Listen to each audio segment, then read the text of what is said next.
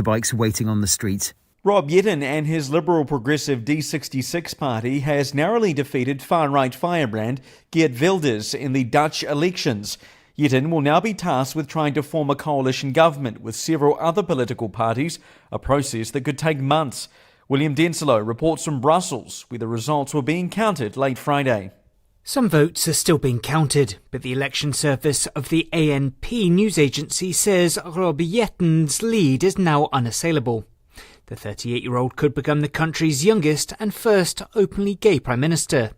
Yetten says he now seeks to build a coalition of centrist parties and work to represent the millions of voters that didn't choose his D66 party. The far-right and anti-Islam Geert Wilders says it's arrogant not to wait for the official results from the Electoral Council, adding that he will strongly oppose D66's agenda.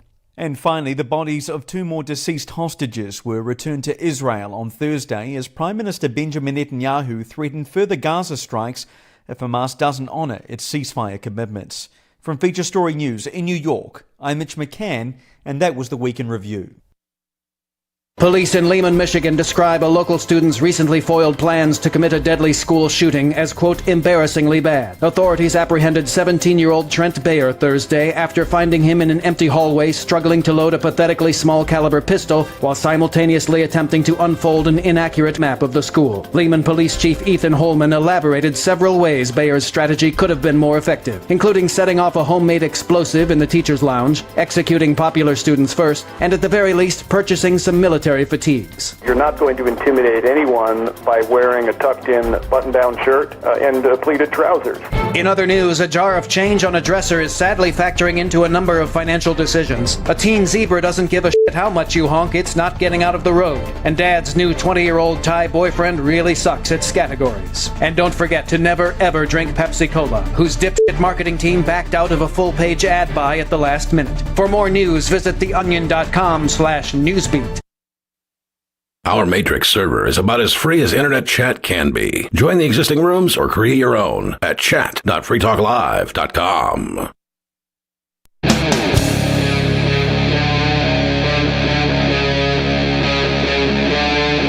Free Talk Live.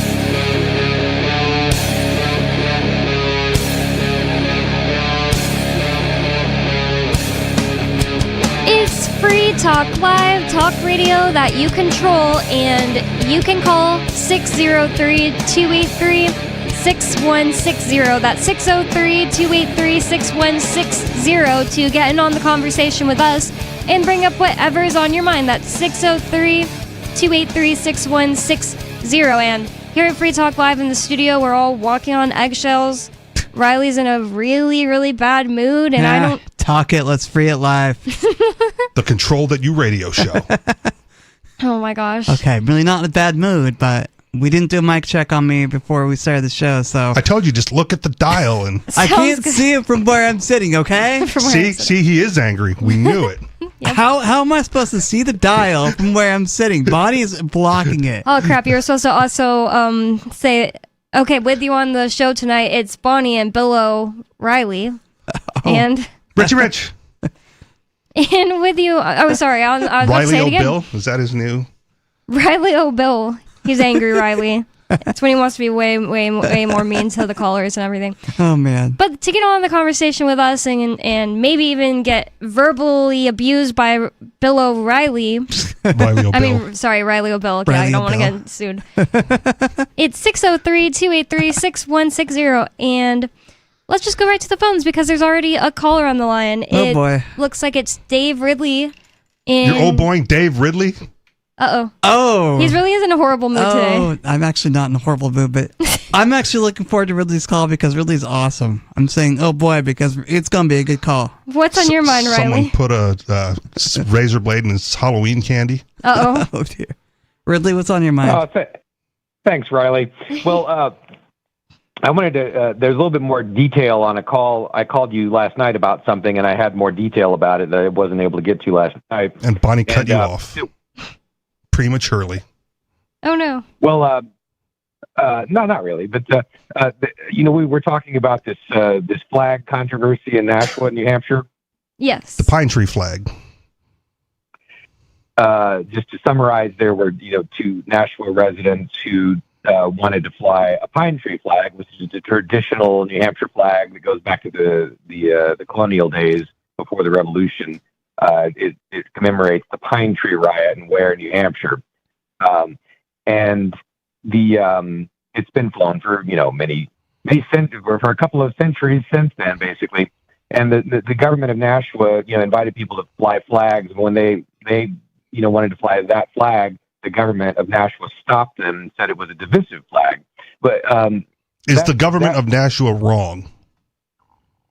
It wasn't divisive before. Yeah, I've never had heard anybody say like the pine tree riot flag, that's racist or anything like that till that year when that happened. And at the same time, like the same literal month, if not week, in the news, that black judge in the Supreme Court, he had one in front of his house and they were saying it's a racist flag. I don't understand where that would have come from. I almost wonder if it was a way to try and tamp down the rise of Trump once more because the left are so afraid of him. Well, maybe not racist, but it's an anti-government, anti-state flag, right? Yeah, they don't like against anti-government, the anti-state government. flags. Right. But then again, they didn't want to start another insurrection after all. The government of Nashua doesn't want an anti-government flag flying in front of a government building.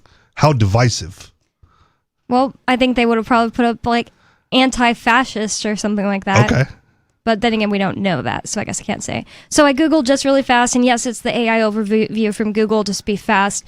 I said, why is Pine Tree Riot flag racist? It says, the Pine Tree Riot flag itself is not inherently racist based on its original historical context, but it has become a controversial symbol due to its recent adoption by Christian nationalist and far-right extremist groups, some of whom espouse white supremacist ideology. So it's just related to a group that's related to a thing, association. I learned on this show that the Gadsden flag is now racist, and I didn't know that until a year ago or whatever. I bet they wouldn't have let you fly the Gadsden flag either, but I don't know if anybody tried. But it's not historically racist. Neither of them are. Right. Go ahead, Dave. The point that I never got to yesterday was just how ridiculous the media headline was in the local lapdog press. This is like New Hampshire's supposedly top newspaper. It says, quote, residents sue Nashua to fly far-right anti-trans flags at City Hall, unquote. Oh, my God. That's such an interesting interpretation of it. Well, you did say it plural, so was there more than one flag? Like, it wasn't just the Pine Tree Riot flag that she was asking? Because I know that Beth is also anti-trans people. That's scary. So they applied to fly two flags. One was the pine tree flag, but the other is some kind of pro-life flag, which I have not seen. I don't know which one it is. Okay. So I'm just focused on the the pine. Yeah. Yeah. Sorry. So yeah, I'm not making the connection on either. Oh, this one, I don't think it's pro-life. It actually just says, save women's sports, woman equals adult human female. I'm not sure why I would say that it was, because I pulled up a article from the union leader about this Nashua flag flying lawsuit appeal. So this says, save women's sports, a woman equals adult human female. I had no idea this was related to the whole thing with the Pine Tree Riot flag, but then again, I wouldn't have went out of my way to go protest against the other one, even though they're both maybe free speech issues. I just care more about the appeal to having one. It's better. Yeah, but again, the media is supposed to at least pretend like there's some kind of, I don't know, objectivity or fairness in headlines now and then, and to have a centrist flag, like it seems like they're calling a centrist flag, the pine tree flag, far right, and that's again, this is the reason why we've got Trump in office now, is because of behavior like this. Well, I mean, if the flag is being adopted by far right groups, right? You're not seeing trans people or leftists flying the flag. It's been adopted by far right groups. But then again, you don't know. I'm positive that there are lots of Democrats in New Hampshire that are just like, my family goes back a long time. They have the Pine Tree Riot flag up until just got this new, association. I bet they'd be flying in New Hampshire, and then it's just like one SCOTUS, judge who is not, in my opinion, a white nationalist. He's black. Yep. Again, I'm with you, but if one group adopts the symbol, right, the symbol morphs to the belief system of that group. I mean, yeah, that's true, but Right? I just don't really That's think why swastikas are a bad thing. I just don't really think that I agree that has happened. It's like they want to just say it has, and they don't have to be, they don't have to bring in proof. They just have to. It's like as soon as I call Richie Rich racist, then people are just like, or in my case, maybe I have more power to say Richie Rich is a misogynist and like tell the whole community. And it's like nobody, maybe not our community. Let's say we're all Democrats here. Yeah. And then it's just like, well, it's over. Bonnie said so. It's just, and she's a woman. It's a way to control the conversation by associating things with other things. Like, for example, Richie, you brought up swastikas. Swastikas have been used by ancient cultures for a long time now. It's bad and evil. So, but now it's evil because of the Nazis. Yeah, and also I agree with that because of how saturated and how much they claimed it and did things with it. So if you go to a right wing rally and they're flying the pine tree flag, and you go to a left wing rally and they're not, right? One group has adopted the symbol, and that's what the symbol is going to be associated with. And let's say that's 100% happened. I really don't think that I agree that it has. Okay. I would say it's a shame because it's an awesome flag. I love the saying on it, an appeal to heaven. What's awesome about that is they were saying, well, if we killed these cops, aka British people who are intruding on our rights, trying to take our land and trees, whatever it was, let God judge us, basically. Yeah. Right. Essentially, that's what it was. We think Sort we're in the of. right, so let God figure it out. Settle it up. And I bring up the Gadsden flag because I have the Montana plates on my car, and I chose to get the Gadsden plates. Right? Someone goes like, "Those are right. That flag is racist now." I'm like, "Well, it's an official license plate from Montana. It can't be that bad." Yeah. Right. But apparently now I'm racist because I decided to put that on my car before I even knew. If there's more cows than people in Montana, maybe they don't have any black people and they just don't know about them. Yeah. I don't know. No, it's because the flag's not racist. Yeah. But racist groups like start associating with it, right? And non-racist groups don't associate with it, and it takes on whole new meaning. That's how symbols change over history. But do you have more you want to say about this lawsuit, Dave Ridley? Yeah, to my knowledge, the only other the most prominent use of the pine tree flag in over the last 5 years in New Hampshire is its use by centrist Russell Canning, who is a Free Stater, who he would be considered a Christian anarchist. So he's neither right nor left, and he puts those up all over New Hampshire. Everywhere he drives, he puts up signs that have that flag on them, and the sign says nhexit.org. Yeah, and the thing is, they could be saying, maybe they've taken multiple leaps and said, well, we believe secession is racist because in the 1860s, or maybe it started earlier than that, the South wanted to secede, and we're saying that they wanted to do it because of slavery, and so because of that, secession itself is racist. So we can't that could be where they're advocate for getting it from. secession now because you're a racist. Every once in a while you hear it's so ridiculous. It's like somebody who's like a third grader thinking of a reason to be against secession, but it's true. People say when New Hampshire tried to secede from the Union in the 1830s in protest of slavery and other federal overreach, that wasn't racist. Interesting. Wait, what year? 1830. Well, I mean, the 1830s era, it was really something that was ongoing from 1800 to 1850, I would say. Okay. Nice. I didn't know New Hampshire had tried to exit the United States before the never heard Civil of War. that. Over slavery? It was really. It wasn't just New Hampshire. It was centered more around New England in general and around the I guess it would have been the Federalists in general.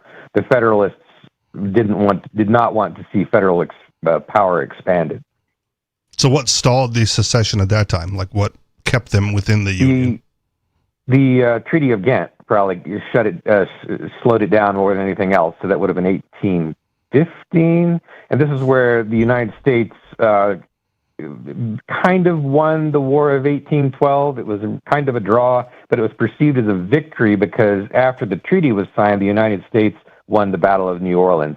So because of this military victory, it sort of tamp down the luster of the secession drive. Does that make sense? Yep. Anything else, Dave? That is all. Thank you so much for the call, and you can watch more of Dave Ridley on RidleyReport.com. Thanks for the call, 603-283-6160. Ridley always brings fun conversational starters and fun conversations to the table. He's always an entertaining caller. Yes, and it's good that he always gives us updates on, especially local things that maybe don't make as big of news for us to catch it to update. Yep. He's really good at that. Well, because this is a national broadcast. Yes. We cover stuff from all over the place. Mm-hmm. Yeah. But sometimes we'll cover something and it is pretty interesting, but not do an update until Dave Ridley calls us, which is nice. So 603-283-6160 is the phone number to bring up whatever's on your mind. The main thing I brought in to talk about today was this idea, not just the idea that, of course, you do year 12, but this article from activistpost.com, which I think Stu started using on the show because I started seeing it on the show computer and it looked really cool. So I brought up this article from October 30th and it says, "You believe the mainstream narrative? Of course you do. You're 12. And I do kind of have to explain it because that little term at the end, of course you do, you're 12, is a part of this theory someone on the internet created recently. So I'm just going to explain it really fast from this article from fastcompany.com. Oh, wow, that works out. It's for explaining Reputable things news fast, source. maybe. Absolutely reputable. Wiley. What to know about the everyone is 12 theory. It says a new internet theory about American politics and society just dropped. From anti-vaxxers, to AI slop. Everything can be explained by one simple idea. Everyone is 12 now. In September, Blue Sky user and musician, I thought was a tweet, Patrick Cosmos at veryimportant.lawyer posted, "Working on a new unified theory of American reality I'm calling Everyone is 12 now." He continued, "I'm strong and I want to have 50 kids and a farm." Of course you do. You're 12. It's hilarious to me. "I don't want to eat vegetables. I think steak and french fries are the only meal. Hell yeah, homie, you're 12. Maybe if there's crime, we should just send the army. Bless your heart, my 12-year-old buddy." And that's the whole tweet. And I think that basically explains it enough, right? I think that's a really... I think so. It sounds like a fun theory / meme circulating around the world. I really do like okay, what I'm trying to say is not just the theory, but the sentiment. Yeah. I like the sentiment, whether or not we agree on what makes someone 12, because he's anti-vax. You're 12. I think it's great. Got her. You did. It's just a hilarious way to shut someone down, even if it's not that thoughtful. It's just hilarious. Yeah. You know, it's like okay boomer in a way. Actually, you know what? It's okay boomer backwards. I just realized. Okay. It's the opposite spectrum, but it does the same thing. Yeah. And to be fair, the okay boomer thing is mostly for boomers, but I also believe that it's a mentality. Mm-hmm. Right? Like someone who's not necessarily in that age bracket can hold boomer views on things. Mm-hmm. And when they espouse those views, all right, you might be Gen X, but okay boomer. Yeah. Come on, grow up. That's hilarious. Yeah, and I definitely say okay boomer to people who are not boomers, like my friends in their 30s and stuff. I want to also point out, before we get too far into this, as far as mainstream thought and mainstream narrative is concerned, it's my understanding, and I don't know how true this is anymore, but at one point in time, the standard newspaper in America, like your local newspaper, was written at an 8th grade or lower level to make sure that the vast majority of citizens could understand what was being written. Mm-hmm. Right. So people have been trained for this level of discourse around that, 12 to 14 age range, because that's what the news is written. That's the level the news is written at. Whoa. And then, of course, you have specialty newspapers like the Financial Times or the Wall Street Journal, of course, that will... Science Today or something. Right. That will elevate that level of discourse for the more educated reader. But your local news is at the 8th grade level or maybe even lower now because of, the constant dumbing down of the population. It's not called Science Today. I don't remember what the heck it's called that I was thinking of, so forget that. Science America. 12. Anyways, this from activistpost.com, now that we've explained the of course you do, you're 12 thing, it says, "You believe the mainstream narrative? Of course you do. You're 12. And that kind of goes to both things you were saying, or both those things kind of go to what you're saying, Richie Rich. And also, I just want to say, like, right before the show, somebody was saying that they think that SBF is going to get a pardon, possibly. Samuel Bankman-Fried. Yes, and Is it because they believe is it because they're 12? Well, it's not really that I was going to bring up about it, but I was just saying, wait a second, like, why might he get a pardon? Like, I don't want to be one of those people who's just like, I believe everything the mainstream media said, especially when I want my husband to get a pardon. And if you just believed what the mainstream media said about him, you would think he did actually evil things. But I was just like, honestly, please correct me if I'm wrong. I really want to know, to this group I'm in, didn't he actually do things that defrauded his customers, or at least misled them and was actually wrong? Yes. And everybody agreed, yeah, he did do things that were actually wrong. He used their investment funds to invest in other things without their knowledge. Their knowledge that they had not consented to. Right. And I didn't want to be one of those people who's just believing that from the mainstream media. Maybe his argument is, no, I didn't. And here's why. But no? All right. No. Just wanted to make sure. I was like, I wish that I could say I did more research into it. And it's not just that I'm repeating this from the mainstream, but in this case, I really am. It seemed like it was like, oh yeah, there's no arguing against that, you know? Yeah, and kind of like a run on the banks, right? When people got wind of what he did, they tried to extract their funds, and they ran out of funds to extract because he lost it all in his other investments. And lots of people who weren't early enough just lost all that money that they had invested in with him. If you weren't paying attention and you couldn't get your money out first, or I don't remember if they froze it or they weren't allowing, withdrawals. But that's, maybe that's that's how those things come crashing down, right? It looks good on paper until you start trying to withdraw the funds, and not everyone gets to withdraw their funds. That's just awful. So, not to get into a new conversation about SBF.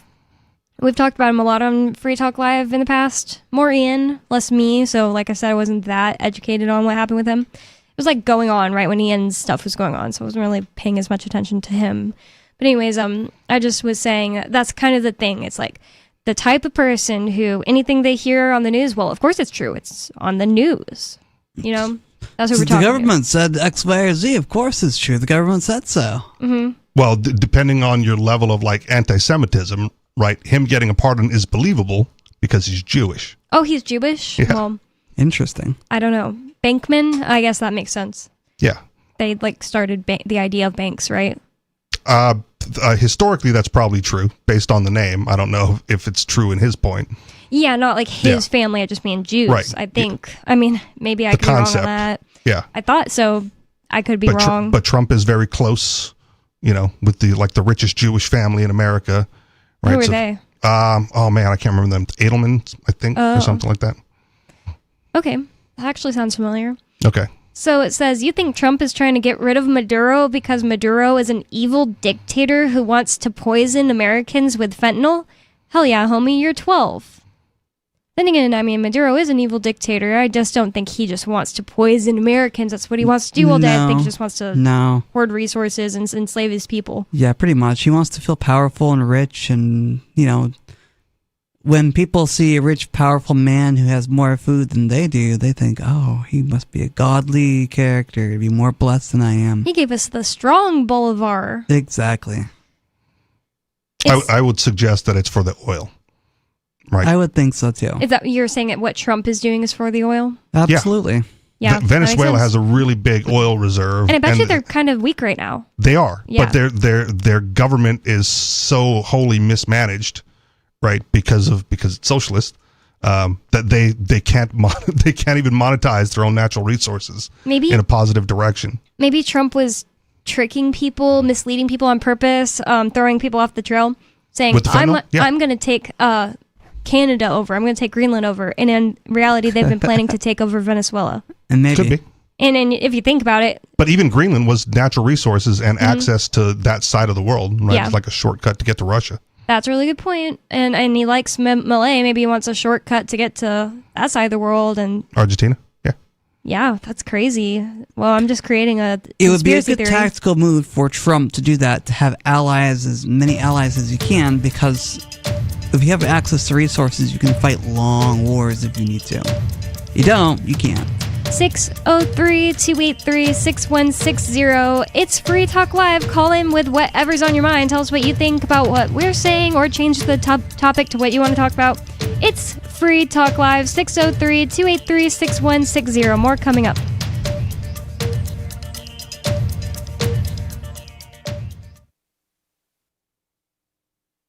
If you're looking for work, the person you are applying to may be even more nervous than you are. And the way things are now, your references have never been more important. Here are 3 tips. First, know that employers are checking. Every hire is under the microscope these days. Second, they won't just be checking references you provide. Figure that all of your ex-employers will get a call and be asked, would you hire him or her again? Third, assume you will be Googled. So before you apply, remove all those party animal photos from your Facebook page. Even if you're not in the job market, effective communication skills have never been more important, with money and attention so scarce now. For more tips for job seekers and getting better results in all your day-to-day communication, hit survivalspeech.com. I'm Holland Cook. From Feature Story News in Brussels, I'm William Denslow.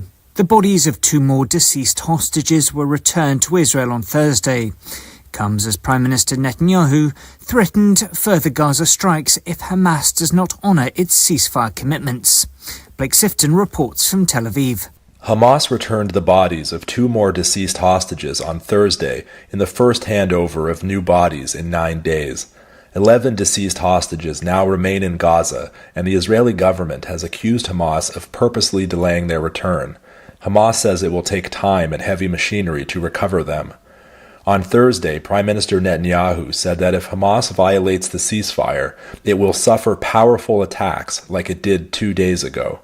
Local health officials in Gaza say at least 104 people were killed in those airstrikes, including 46 children. China's President Xi Jinping is set to meet Canadian and Japanese leaders for the first time on Friday, a day after agreeing a trade truce with US President Donald Trump. The US President skipping the APEC summit of Asia-Pacific economies, with the spotlight now turning to China's leader. Laura Westbrook has more from outside the summit in South Korea. All eyes now turning to the leader of the world's second largest economy, China, and Chinese President Xi Jinping. Now, he has made a speech, his first since that meeting he held on Thursday with Donald Trump. And he said that he was very much calling for protection of the multilateral trading system. He said that the world is going through rapid changes with a complex and volatile international landscape. And so he said, in the face of these turbulent times, the more that we must work together. The UK government says it supports King Charles's position after he started the process of formally stripping his brother of his Prince and Duke of York titles. Andrew's always denied doing anything wrong, but fresh details about his friendship with sex offender Jeffrey Epstein have been emerging in recent weeks. Andrew Mountbatten Windsor, as he'll now be known, will also move out of the Royal Lodge property in Windsor. Royal reporter Jack Royston says further action had become inevitable. It's almost unheard of in the monarchy. Obviously, royal family members are not staff members. They're not employed by the monarchy and therefore cannot, under normal circumstances, be fired. It had become completely untenable for the monarchy to keep acting as though royal family members should not be held accountable for their actions, because that is absolutely what the public expects. And at least 19 people are believed to have died in Jamaica due to the impact of Hurricane Melissa. At least 30 are believed to have been killed in Haiti too, after one of the most powerful hurricanes hit the Caribbean. From Bureaus Worldwide, this. You can stick it to the man and big tech. Join our FTL social mastodon at social.freetalklive.com.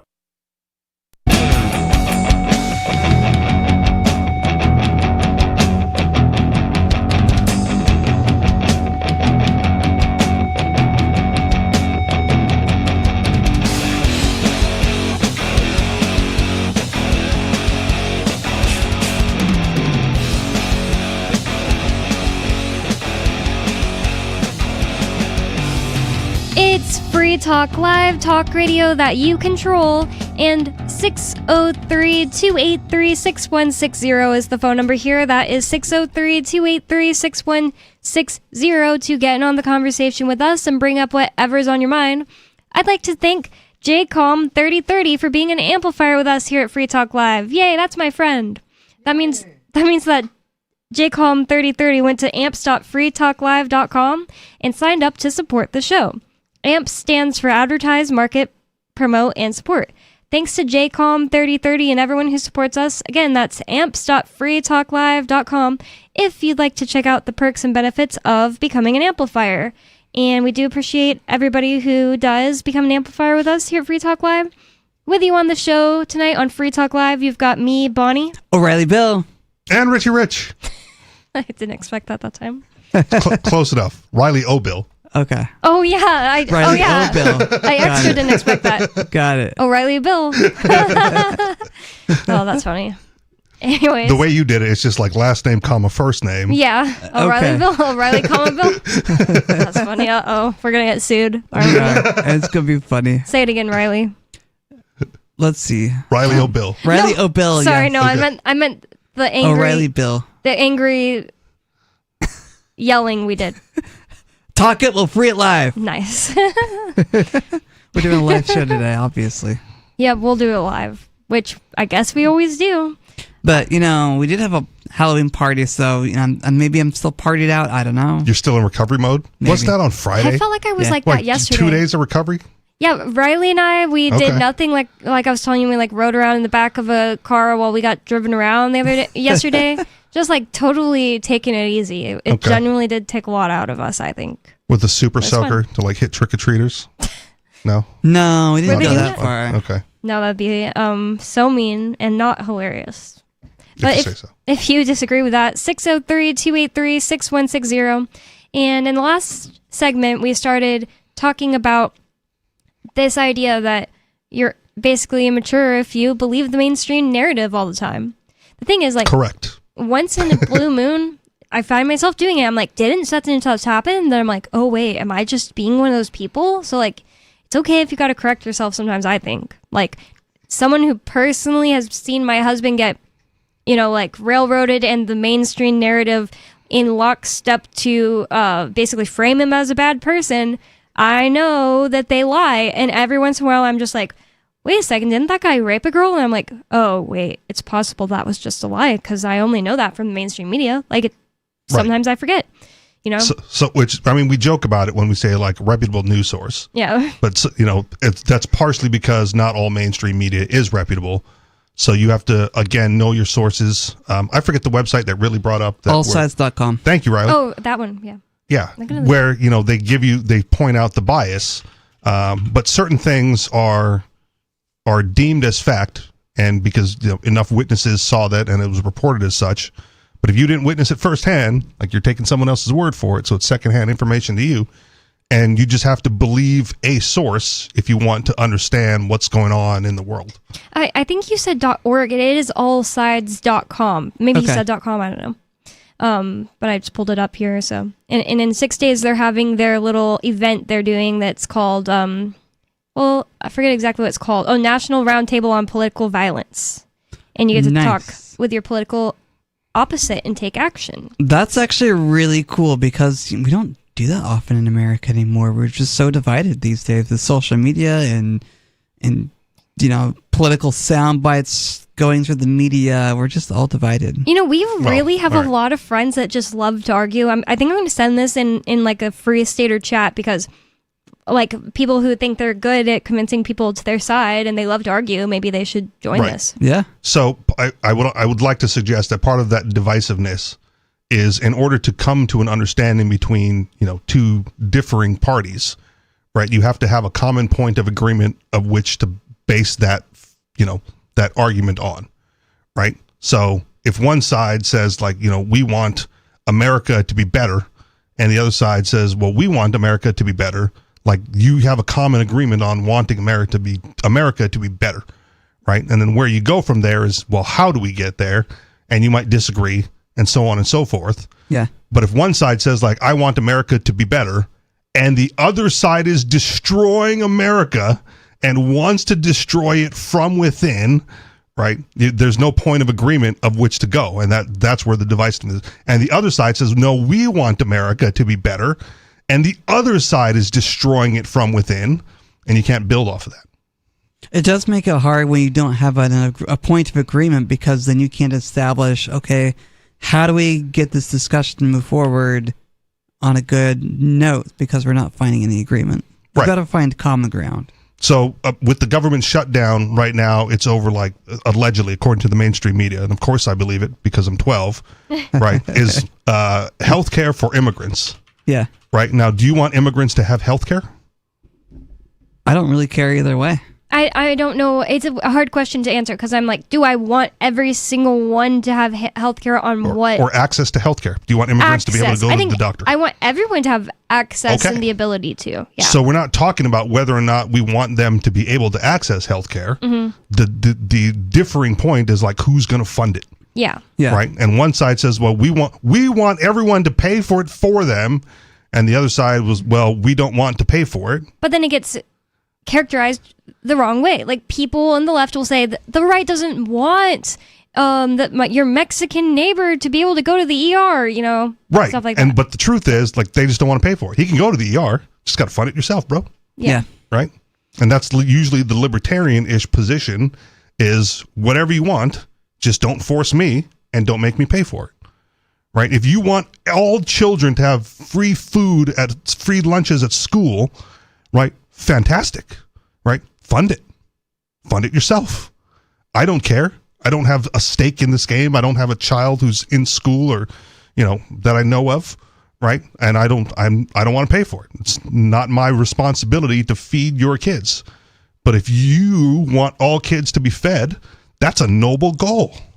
Now figure out how to do it without infringing on my rights. And what sucks is, like, if you're like a little kid and you always hear about, like, making the world a better place, and you think, you know what I want? I think it's sad that my friend that's poorer than me never has lunch at school. I want to make it to where, like, you actually, so you're like, when I grow up, I want to make it to where kids all have free lunch or have lunch, even if they can't access it. Right. Well, the government gets directly in your way of you trying to do that. Or provides you an easy way to do it. Right, I'm going to get into the government and I'm going to direct funds towards this. That's a good point. Right, Yeah. missing the whole thing about, like, that's no longer voluntary if you do it that way. Yeah. Yeah, and you're stealing from people. Right. And if you allow a government program to do it, it disincentivizes people from doing it themselves and actually helping their neighbors. Doing it and in the actually, right way. Yeah, and building a community. But people are misguided. They go, like, this is the thing that the government does. I need to get the government to do it. Right, and they miss the opportunity to do it themselves and organize themselves and provide it for themselves, or start a nonprofit, or get their church involved, or whatever. Yeah, if it's organized on a community level at like a lower level, then it's going to be so much better off, because last night on the show, Bonnie and Colin and Angela were talking about this very thing. They were talking about how a community can do things better because the community will know, oh well, Riley's not very good at doing things, because he's not a very good contributor. We need to kick him out of the community. Or Riley knows how to make bread. Let's buy his bread from him, and we'll supply him flour and things like that voluntarily, of course. Because maybe someone in the community is growing their own wheat and milling their own flour and things like that, and they want bread from me, and say, "Oh, I'll give you flour for your bread." Yeah, we can make a trade. Yeah, easily done on a community level, because the people involved, and you can ostracize those who aren't necessarily pulling their weight, right? Like charitable contributions like that, welfare, etc., is supposed to be a temporary condition because things have gotten out of control. Yeah. Right? Like your husband died in an accident at work and the insurance didn't cover enough. Like, oh, what are you going to do? Well, you get on welfare for a couple of months while you figure your stuff out. And then you get off of welfare once you do. It's just become a lifestyle now. But it's become a lifestyle. And part of that is welfare itself is a government trap, right? They make it difficult to get off. They make it hard, for people to try to better themselves. They're like, once you're on, you're on. You can't, you have to go through a period of making significantly less in order to get to a point where you can make significantly more. And not a lot of people are willing to go through that valley because the government check is stable. Yeah. And then it becomes hereditary, right? They go like, well, when you turn 18, boy, right, here's the form you fill out to get your food stamps and, whatever. Then you get hurt or whatever. And like, oh, no, now you're on disability, so now you get even more. Right, here's how to game the system so you don't have to do anything. And then they pass that down by generationally. Well, we were talking about that because of the whole SNAP benefits thing that's happening tomorrow, right? Well, maybe that's why you brought it up, because we were talking about this ultimately Happened because yesterday. of the... Yesterday was the day it was supposed to get cut yesterday off. Wait, what did I say? was supposed to be cut off, Happened the today? cutoff date, but who knows where it is right now. Apparently, people are getting it, just they're experiencing delays. I was actually wrong in how I even reported it to Angelo. Angelo was saying, no, Angelo was saying, no, the people are getting SNAP benefits because of the judge. And I was like, no, I saw that the judges said that Trump has to do it, but Trump is able to delay it for some reason. But I don't really know how long these delays are, but they're saying you will get your SNAP benefits. Well, I think the judgment was also they had to dip into emergency funds to do it. Yeah. And which isn't that much, and it'll still run out unless they figure their stuff out. Even the states created their own little funds, too. Like, when I Googled it really fast, because I was, like, kind of Googling while you guys were talking, because I was, like, wondering about certain things. Well, apparently New Hampshire specifically has, I don't know if it's created or they just, like, broke the piggy bank open, but they have a fund that they're explicitly dipping into for maybe it's not SNAP specifically, but other benefits. But it could be SNAP. I got off already. Sorry. We have a caller on the line, so I'm going to go to Turd Ferguson in Pennsylvania. Turd, you're on Free Talk Live. What is on your mind? Well, it's just an absolutely beautiful night here in Shrewsbury. It's a cool evening, and the hot tub is absolutely bitching, yo. Filled with 15-year-olds for you? Ew. Oh. Just I'm checking. sorry, I didn't catch that. What? I said filled with What? 15-year-olds for you? And Bonnie said, ew, and Riley laughed. I could only be so lucky, all right? I was going to say, I've noticed there's this thing that happens to women after they get married. Really good-looking women, and it's sad. Like, they tend to, kind of let themselves go, if you know what I mean.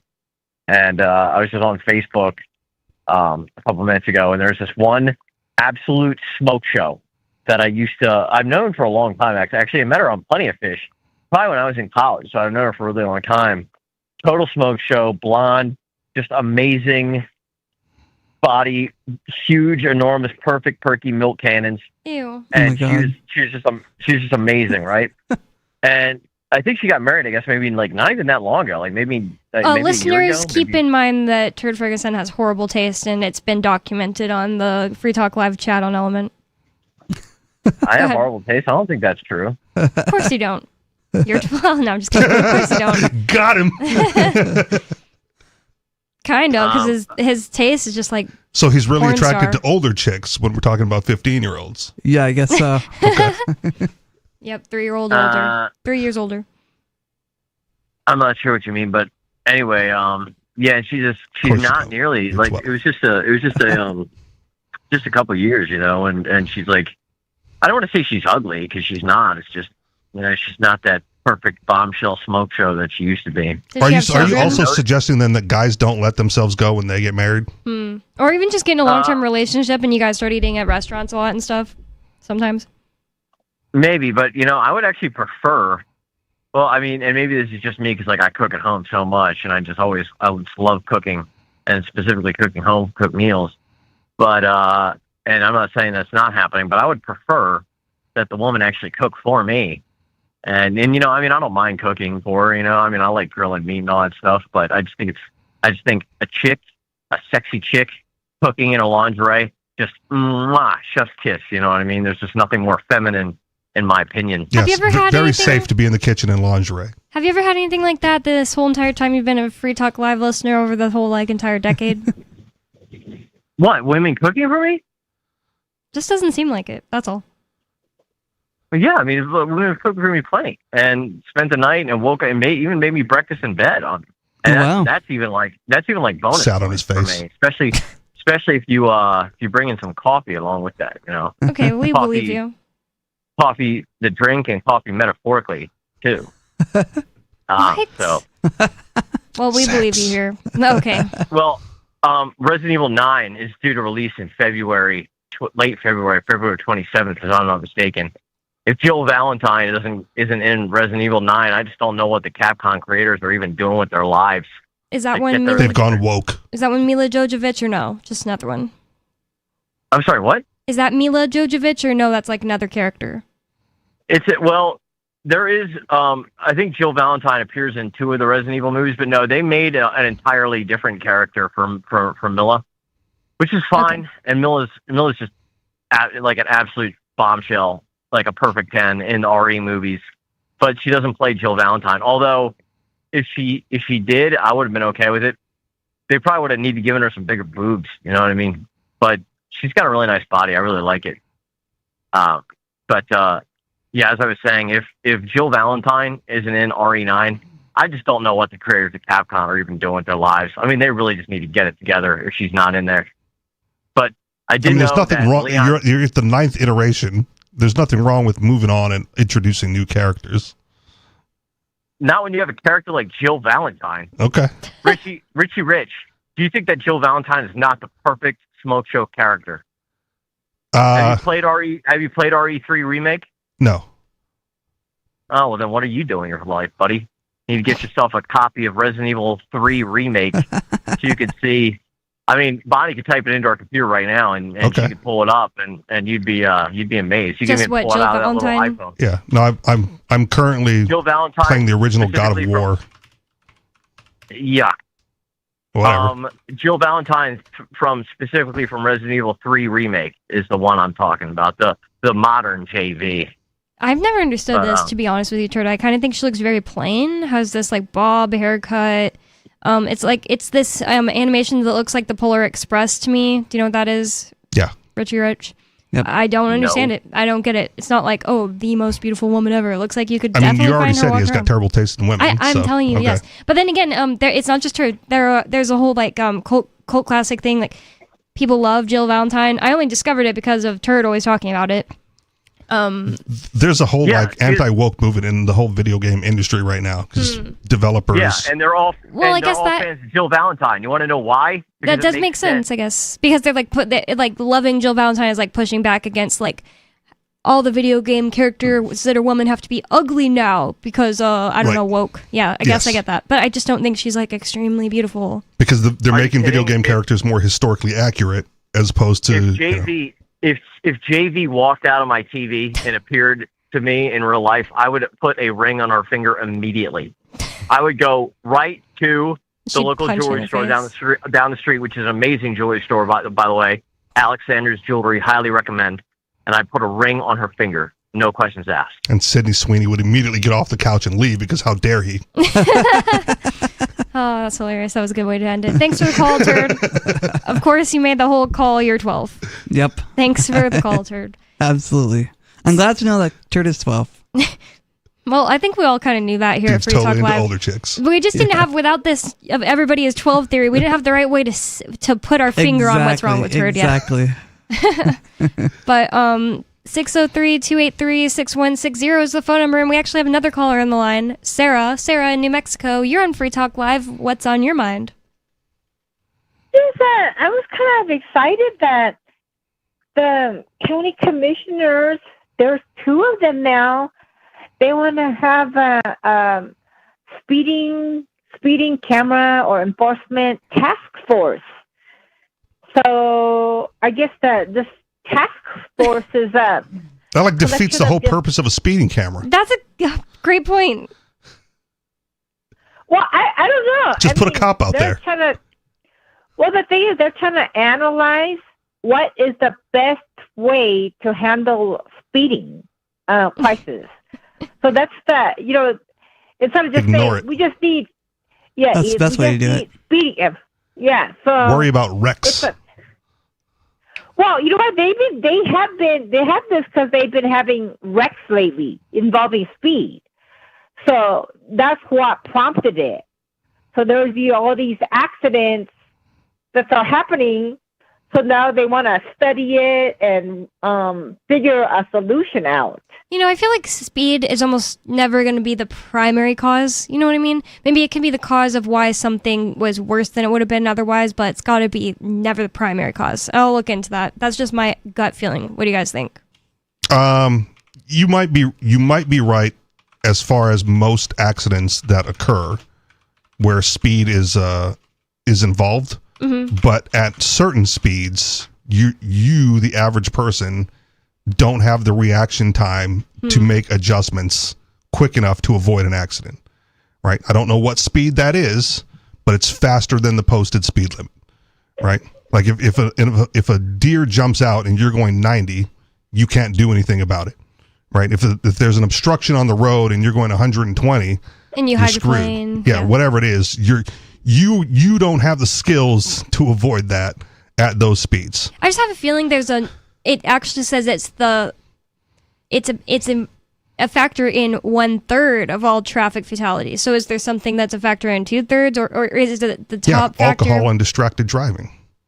Okay, I'm going to type in. Well, the thing is that these are county commissioners that are out in the county. It's kind of less traffic, and that's where they like to do drag racing. People feel like there's not too many people out. It's kind of outside of the city limit. So they like to speed. They feel like they're entitled to speed. Yeah. Because it's kind of out of town. It doesn't have a lot of intersections to stop and go. Right. So they've been having all these speeders, and lately they've been having wrecks involving speed. Right. And one of the things that mitigates that is if either you allow them to do it during certain hours and you close off roads, or you allow them to build a racetrack, right? Because street racing is definitely a thing, but if you give drag racers a drag strip, it's a much more controlled environment, and the thrill is still the same. They will use it. Huh. Well, I just don't know how much we could afford it, to here in New Mexico, like. You don't have to afford it. Have to worry about just let a for-profit company build it, right? Allow them to build it. Give them a permit, free of taxation and zoning restrictions, right? To go put a racetrack out in the desert or off to the side, right, where you can go do those things. Well, it's a thought, but anyways, Rio Rancho, they have these smaller cameras. They're going to get rid of the van, but it's mobile. So I'm just trying to get a kind of idea of how could it be mobile, but it's not a van and it's smaller. So I'm trying to understand this new technology of different variation of speeding cameras. We have the one from out of Toronto, Canada. I never knew that they had other companies than Redflex. And it turns out that our company in Albuquerque are from Canada, and they have 3 different lenses, and it's smaller. Yeah, the racing thing sounds kind of good, but isn't it all about breaking the law? You tell somebody not to do something, like young people, they'll do it even more. Isn't that the thought behind it? That could be a factor, but I don't think it's the controlling factor, right? If you want to race and there's a track, you just go to the track and race, right? Like that's, when you make things legal because of that factor, young people don't do it because there's no longer a thrill in doing it illegally. So you just legalize it and go, all right. Thing. That's why there's always a risk involved that they could kill themselves or kill somebody else, so they want to race even more because it's illegal. Wow. Yeah, so you legalize it and there's no thrill in breaking the law. 603-283-6160 is the phone number. What do you think? Do the whole task force of cops on the road to enforce red light cameras, does that defeat the purpose? Well, whatever else you want to talk about too. 603-283-6160. That's 603-283-6160. Thanks for the call, Sarah. More Free Talk Live coming up. Don't go anywhere.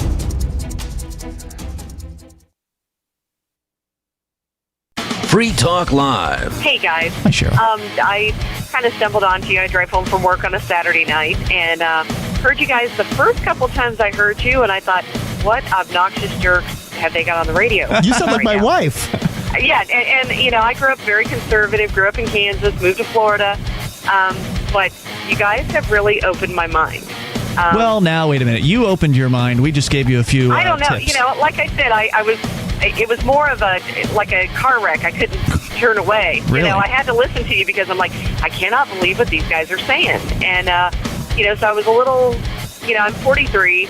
My daughter's 24. She'll be 25 this year. And, it was kind of the stuff that was coming out of her mouth that I just took as kind of just a crazy youth thing. But you guys have absolutely opened my mind. Free Talk Live, 7 nights a week from 7 to 10 Eastern at freetalklive.com. So you've signed the Shire Society Declaration and are planning your move to New Hampshire to be around more liberty-oriented people. Next, sign up for the Shire Society Forum at forum.shiresociety.com. There are a bunch of people there who are already in the Shire, and they want to meet you. If you're already in the Shire physically, you should also come by the forums. Remember, not everyone uses Facebook. New people are signing up for the Shire Society Forum every month, so drop in and say hello at forum.shiresociety.com. Tired of cancel culture? Sick of mega tech corporations holding an axe over your head? Join the LRN.FM Matrix chat server. It's self-hosted, so no one else can tell us what to do or say. Don't like the existing channels? You can make your own. You can even connect into some of our channels from other Matrix servers. It's federated. For the full LRN.FM Matrix experience, though, you should join our server via the step-by-step instructions at chat.lrn.fm. Chat.lrn.fm. You're listening to the live edition of Free Talk Live. Hour number 2 is next after the news here on the Liberty Radio Network at LRN.FM. From Feature Story News in New York, I'm Mitch McCann with the Week in Review. This week, US President Donald Trump and China's President Xi Jinping finally met after months of trade tensions and agreed to reduce tariffs, as the rivals look to improve relations between Beijing and Washington. It was their first in-person meeting since Donald Trump's return to the White House in January. Laura Westbrook reports from South Korea. US President Donald Trump described the meeting as amazing and said a lot of decisions were made. On fentanyl, he said Chinese President Xi Jinping had agreed to take stronger action to stop the flow of precursor chemicals for making the drug fentanyl. In response, the United States would cut to 10% from 20% the fentanyl-related tariffs that the US had imposed on China earlier this year. Now, Donald Trump also says the issue of rare earths had been settled with China, pausing its rare earth licensing regime for at least a year. The situation in Sudan dramatically escalated this week with a reported rampage by the paramilitary group the Rapid Support Forces, or RSF. After an 18-month siege, the RSF captured the critical city of Al Fasher in North Darfur. It triggered house-to-house killings, sexual assaults, and the abduction of doctors and nurses in a hospital attack that reportedly killed at least 460 people across multiple waves. The RSF, which has been in a bloody civil war with the Sudanese armed forces since April 2023, is accused of mounting a large-scale operation against civilians in the wake of the city's fall. A major development this week on the future of Britain's Prince Andrew, the brother of King Charles, who will be stripped of his royal titles and will have to move out of his royal mansion. Andrew Mountbatten Windsor, as he will be known, has come under increasing scrutiny for his friendship with Jeffrey Epstein and has been forced to repeatedly deny claims of his involvement in an international sex trafficking ring. Ollie Barrett reports from London. The royal family, I think, is worried about further allegations and revelations coming in the future as well. Part of it, I think, also relates to public opinion. Opinion polls here in the UK have shown repeatedly that there is very strong feeling about this issue here in Britain, with the vast majority of Britons wanting the royal family to go further than they already had done and wanting Andrew to move out of Royal Lodge, as you mentioned, a huge property on the Windsor estate close to Windsor Castle. The death toll from the hurricane that tore through the northern Caribbean continues to rise as search and rescue teams comb the areas worst affected. By Friday, 50 deaths had been confirmed across Jamaica, Haiti and the Dominican Republic, according to USA Today. Rescue and recovery operations are taking place as crews face difficult conditions on the ground. 5 more people were arrested this week over the robbery of some of France's crown jewels from the Louvre Museum in Paris earlier this month. The Paris prosecutor says one of the main suspects was among those taken into custody. Ross Callan reports. On Thursday, the Paris prosecutor announced the latest updates on the police investigation into the robbery, saying that the arrests took place in different locations in Paris and the surrounding area, adding that one of those detained was, quote, a target we had in our sights. While the stolen jewels have so far not been recovered, the prosecutor added that the new arrests may lead to more information about the planning and execution of the robbery. The dramatic event took place in broad daylight on the 19th of October, with thousands of visitors already inside the museum. 4 people used an industrial lift truck and power tools to break into the Louvre to steal what were described as priceless jewels, and then they escaped on motorbikes waiting on the street. Rob Yetton and his Liberal Progressive D66 party has narrowly defeated far-right firebrand Geert Wilders in the Dutch elections. Yetton will now be tasked with trying to form a coalition government with several other political parties, a process that could take months. William Denslow reports from Brussels, where the results were being counted late Friday. Some votes are still being counted, but the election service of the ANP news agency says Rob Yetton's lead is now unassailable. The 38-year-old could become the country's youngest and first openly gay prime minister. Yetton says he now seeks to build a coalition of centrist parties and work to represent the millions of voters that didn't choose his D66 party. The far-right and anti-Islam Geert Wilders says it's arrogant not to wait for the official results from the Electoral Council, adding that he will strongly oppose D66's agenda. And finally, the bodies of 2 more deceased hostages were returned to Israel on Thursday as Prime Minister Benjamin Netanyahu threatened further Gaza strikes if Hamas doesn't honour its ceasefire commitments. From Feature Story News in New York, I'm Mitch McCann, and that was the Week in Review. House of Representatives Bill 323, the IHOP should stay open all night so we can get some Pancakes Act. This bill was submitted for immediate review very late last night under the provisions of the National Emergency Legislation Act. Can we dim the lights? It's really bright. H.R. 323 would by federal order require all IHOP restaurants to, quote, remain open 24 hours effective right this minute, even if some manager has to get out of bed and drive down here to start making some pancakes. Well, we stand by the bill. Right. We wrote it, apparently. This bill would also require the federal government pay to build a tram or monorail or whatever connecting the Black Sheep Pub on North Capitol Street to all IHOP restaurants. I think in the we made city. some illustrations of The bill that. gives the estimated cost of the tram as probably not even that much. You are wasting my time and the time of this committee. I gotta go. What? Congressman, this committee is still in session. You can't... This is the Onion News Network. Don't miss a moment of Free Talk Live. Get our archives daily via our podcast at feeds.freetalklive.com.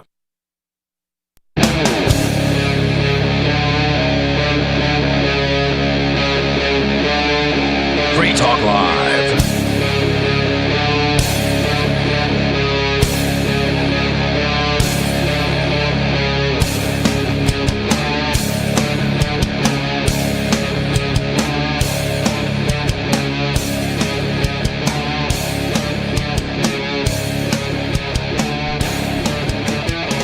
It's Free Talk Live, talk radio that you control, and 603-283-6160 is the phone number. That's 603-283-6160.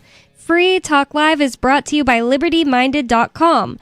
Official Free Talk Live gear like t-shirts and hoodies are available at LibertyMinded.com. Plus, you'll find a unique collection of cool and funny liberty-oriented clothing at LibertyMinded.com. That's LibertyMinded.com. And with you on Free Talk Live tonight, you've got me, Bonnie, Riley O'Bill, and Richie Rich. And we were talking about this idea that maybe you're immature if you're just believing all of the mainstream news sources. It doesn't bode well for people who just swallow what the media tells them, who just swallow what the government tells them, because they're not thinking about things. They just say, well, the government made a law about it, you should just obey it. And it doesn't bode well for these people because they don't think things through. They don't use their mind and say, that's an absolutely retarded law to put people in a cage for a plant, or that's a retarded law to penalize people for selling food to the homeless without a permit. Yeah. Things like this. Yeah, it just shows you're a non-deep thinker. Yeah, well, to be fair, to defend them a little bit, right? They don't give you a lot of time to do any deep thinking of your own. That's a good point. Like you work a lot. You got stuff to do at home. Yeah. You got a few news articles that you might be able to read through the day. Mm-hmm. You trust those for whatever reason because you're 12 right? You're not offered up a viable alternative to the story by alternate media, because the alternative media is some, Controlled weird, opposition. Well, controlled opposition or weird conspiracy theory that's even less plausible than the government's official story. Which a lot of the time makes me think is why it's the controlled opposition. Like, I'm like, of course they're trying to frame, like, we're trying to say weed's not that good for you, and then the alternative media is like, weed actually cures cancer, bro. Second, you should the smoke smoke it gets in your every nose. single day. Yeah, exactly. It's not addictive. Just one. Yeah, exactly. That's just one You can smoke as much as you want, and next day, and you don't have to worry about being addicted to it. You're totally fine, bro. Yeah, like gaslighting people who have seen problems with their family members who've like gotten, overboard with it. And the thing is, Wake and bake is a thing. It's like, it's funny because I can also make the other argument to say, like, some people can just do it. Like my husband, before the whole raid, he smoked every day and he was extremely productive. Yes. Nothing wrong with him, in my opinion. Yes. But there it's are not easy to not. There are functional addicts for every drug. Yes. Right. There are people that can do their drugs and that's it. Right. I just am saying I don't notice even a huge difference of Ian now that he's like 5 years without smoking weed. Yeah. I mean, I don't notice some kind of like, whoa, now you have your head back after he smoked for like decades. I have an uncle who's now retired. So, if my mom's listening, whatever, I'm sharing the story and I don't care. And he was like the top person for the electric company in his area. And then at some point, the company decided, like, we're going to start drug testing. And he went, okay, I'll stop doing drugs. Yes. Right. And then he went to work and realized he had no idea how to do his job sober. Whoa. Because he had done it stoned his whole career. Oh, man. Like, stoned uncle knew how everything worked, and sober uncle did not. He's like, well, I can't do my job anymore. So he retired. Whoa. That sucks. And he was the best, so they He was lost the number one best. guy for years. Oh, like, man. he was like, he was the top dog for the company in that area. Right. Obviously, it's a bigger company than the area, but for the area, he was number one. And they went, okay, we're going to drug test you. I was like, okay, I'm sober now. And just like didn't know what buttons to push on the machines. And oh man, that makes it crazy. Right. Like, it's like the people go like, well, you can't yell at sober me for what drunk me did. Right. Like, totally different person. Whoa. No clue what that guy's all about. And to push back on the way I was just characterizing it, like even a second ago about Ian, like me, I know that I suck at life whenever I am a weed smoker. Like it's totally different for me. I think it's like a very strange drug in that it literally affects people extremely differently, person to person. Like there's this whole idea that it's not necessarily an up or a downer. It's either one or both, depending on who you are. Yeah, and also unlike most drugs, it's weird. It's definitely a strange drug, and it makes you at least does me. It makes me hallucinate a little bit. In your experience, what do you mean by hallucinate? Like for me, I hallucinate the experience of lights in my eyes. Wow. I haven't since I was 15, but I did, so I understand exactly what you mean. But so what you're saying is weed cures blindness. Exactly. Maybe I should smoke more. I don't know. But I've also noticed that at times when I take cannabis, I experience deja vu. Like if I were sitting in the studio high, there would be times when I'd feel like, oh, this is deja vu. I've lived this before. What's happening next? What's happening next? That sort of thing. It's like, oh, it's like I've dreamed this before. I know it's going to happen. And it's crazy. It's a crazy Do you know feeling. what's going to happen and you're right? Not always, no. Because for me, deja vu is literally a different thing than it is for my sister. And when I started asking other people, what is deja vu? Like weed or no weed?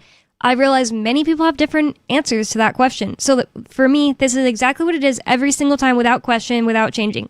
It's, I see something while someone or myself says something and I'm like, wait a second.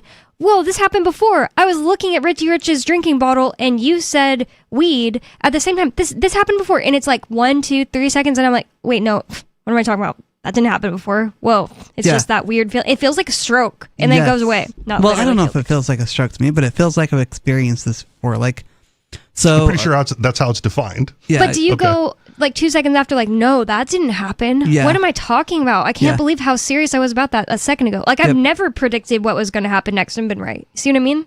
I see what you mean. So, a couple of years ago, before I moved to New Hampshire, I was, celebrating 420 with some friends and had some brownies and things like that. It was back in 2020, actually. So, hanging out at a friend's house or having this conversation in their garage, and I was thinking, oh, it feels like we've had this conversation before. And and as I was listening to it a little more, I realized, oh, it feels familiar, but the characters are different.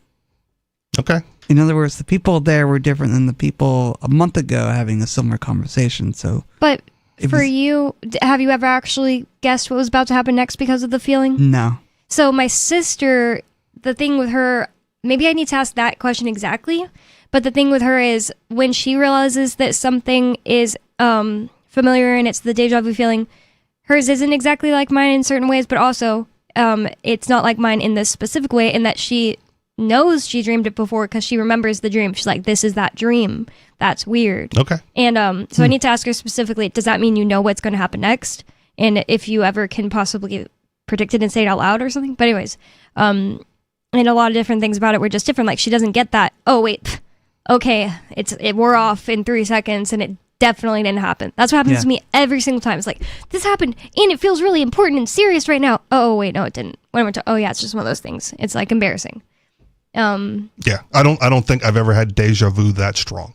Right? It's just like, oh, this is familiar, and then dismissed. But when it's dismissed, is it also like, wait, no, I was wrong? Yeah, because I go like, ooh, that felt like deja vu, and then I just move on with my life. Like I don't put any weight behind the experience. Okay. I just go, oh, this is deja vu. It's always this feeling to me like it is important. I don't think I'm trying to make it important. It feels like it's like, wait, no, I need to know. Oh wait, no, I don't. What the hell? Like banana was said, and I was looking at my hand. Whatever. It's always like a word mixed with what I'm looking at too. And my friend said that it can be even like mixed with a smell for him, like a smell and someone saying something. Okay. Anyways, I'm also like a fairly common lucid dreamer. Like I'm, not every night and not, there's nothing special about it, but occasionally I will be in a lucid dream and take control of it. Interesting. Right. And that's, the difficulty with that is like, I don't want to wake up because I'm in control here. Yeah. Well, I'm not a common lucid dreamer, but I'm definitely a common I remember my dreams. Okay. So I feel like if any of those things were ever something where it's like my sister, like I was looking at Richie Rich right when Riley said something and it feels familiar and then I realized like I dreamed it, I feel like I would be more likely to remember it and it's never happened, Okay. But with my sister, she's like, oh, this is that dream. And that's just so weird. Like, I feel like people just kind of take for granted that we all are talking about the same exact experience. And when you start to ask people, it varies a little. Like, there are definitely people that say, no, it's like when I have actual premonition. Like, I know what's going to happen. I've been here before and stuff like that. Anyways. I would take that as a superpower. Yeah. Right? Like, if you know. Like, the way mine happens is not a superpower. It's like a weird little glitch. It's an annoying thing, even. It kind of has this weird, like, satisfying feeling to it, which is weird. I'm pretty sure the deja vu experience is a glitch, right? It's just cross wires of missed signal sent in your brain. Right. To make you... Maybe it's just the to move it into memory, to move, your immediate perception into a memory bank somewhere. Maybe it's true that some people just believe all of a sudden in that moment they've had the dream. I hate to say it, because typically I'm on the side of, like, the supernatural. But it's possible that it's so convincing that you just believe you had the dream before. But then again, if you like call out, and now that's going to fall over, and then it does, right? Then I'll believe you for sure. Yeah. Oh, okay. The mind is so interesting. I don't even know if we understand entirely what it does and why it does what it does. Because, you take certain chemicals and put them in your brain, they're going to alter your brain chemistry enough to make you hallucinate. Mm-hmm. So it's just interesting the way our minds work. It's really interesting though to learn that you said that weed will make you hallucinate, because when I was a teenager and I first started smoking, it did do that to me, and it went away as I got older. It never became a visual thing where I could close my eyes and see all these, like, I would say lights and patterns of lights. Yeah. It's not like, like DMT or something like that at all as I'm an adult. So it's really interesting, especially since I don't know, the listener might not know Riley's blind, so that is pretty interesting to me. It also probably has to do with like the strain and the quantity, etc. Like what's the chemicals and those things. Yeah, it could have a lot to do with everything. Don't quote me because it's been a long time since I read it, or even might not even be remembering it properly. But I think jasmine tea has a hallucinogenic effect. Whoa. Right, but you have to take a lot of it like an excessive amount of it over a long period of time to get that effect. Whoa. Right? Like you got to drink a gallon a day for 2 weeks straight, and then start. Don't quote me. Right? Okay. Like look it up if you want, and correct me if I'm way off base. But in sufficient enough quantities, there's a tea that will make you hallucinate, and Well- perfectly legal. Right? Just no one does it because no one's going to consume that amount over that period of time to get the effects. I feel like it would be too hard for me to Google exactly what you're talking about right after, right as we talk. But I'm also talking to the listeners. one of the things all 12 of them. one of the things that popped up. Are they 12? Yeah. Okay. One of the things. Have you been in the chat room? That was funny. Yes. One of the things that popped up when I just said jasmine tea hallucinogenic effect is what is jasmine tea used for in witchcraft? There you go. Anyways, we were talking about this idea that people, and this is how we even got into these subjects. We're talking about this idea that there are people out there who just believe the mainstream narrative. And I absolutely, there absolutely are. There are people out there, it's like we keep giving them like an out, like, oh yeah, well maybe it's just sometimes this and that, maybe you just didn't think, blah, blah, blah. But there are definitely people out there who, there's no excuse for them. They just generally are like, well, yes, I know because it was in the New York Times. Or the government told me. That's even worse. It's like, well, the government came out with a press release about it, so of course it's true. Which is what the media reports. Yeah. Right. There's no investigative journalism. They just repeat the press release. Yep. This is what the jury found. So, anyways, this from activistpost.com. A reputable news source. It says that, and it's about how you're immature. Okay, the article is titled, "You Believe the Mainstream Narrative? Of Course You Do. You're 12. It goes on to say, the ultimate expression of everyone is 12 now theory is the mainstream worldview promoted by Western pundits and politicians, which holds that the world is full of evil villains doing evil things simply because they are evil, and that these bad guys are opposed by the virtuous good guys of the US-led world order." You think Hamas killed Israelis because they're a bunch of monsters who hate Jews? Of course you do. You're 12. You think Trump is trying to get rid of Maduro because Maduro is an evil dictator who wants to poison Americans with fentanyl? Hell yeah, homie, you're 12. You think Putin invaded Ukraine because he hates freedom and democracy and wants to conquer the world? Bless your heart, my 12-year-old buddy. So you think the U.S. and Israel have been attacking and eliminating rivals in Iran, Lebanon, Syria, Yemen, and Palestine in order to fight terrorism, stop tyranny, and protect the world from nuclear weapons? Yeah, that checks out. You're 12. Yep. The mainstream Western worldview is like a children's cartoon, with the bad guys doing bad things simply because they're bad, and the good guys striving heroically to stop them. It sounds like a crappy, doesn't say that, PG-13 summer blockbuster starring The Rock, but it's the consensus worldview of serious professional pundits and analysts who share this perspective on mainstream platforms with serious expressions on their faces, and everyone who calls any part of it into question is dismissed as an extremist or a deranged crackpot. That's a fun word that I never use, crackpot. Yep. Because everyone is 12 now.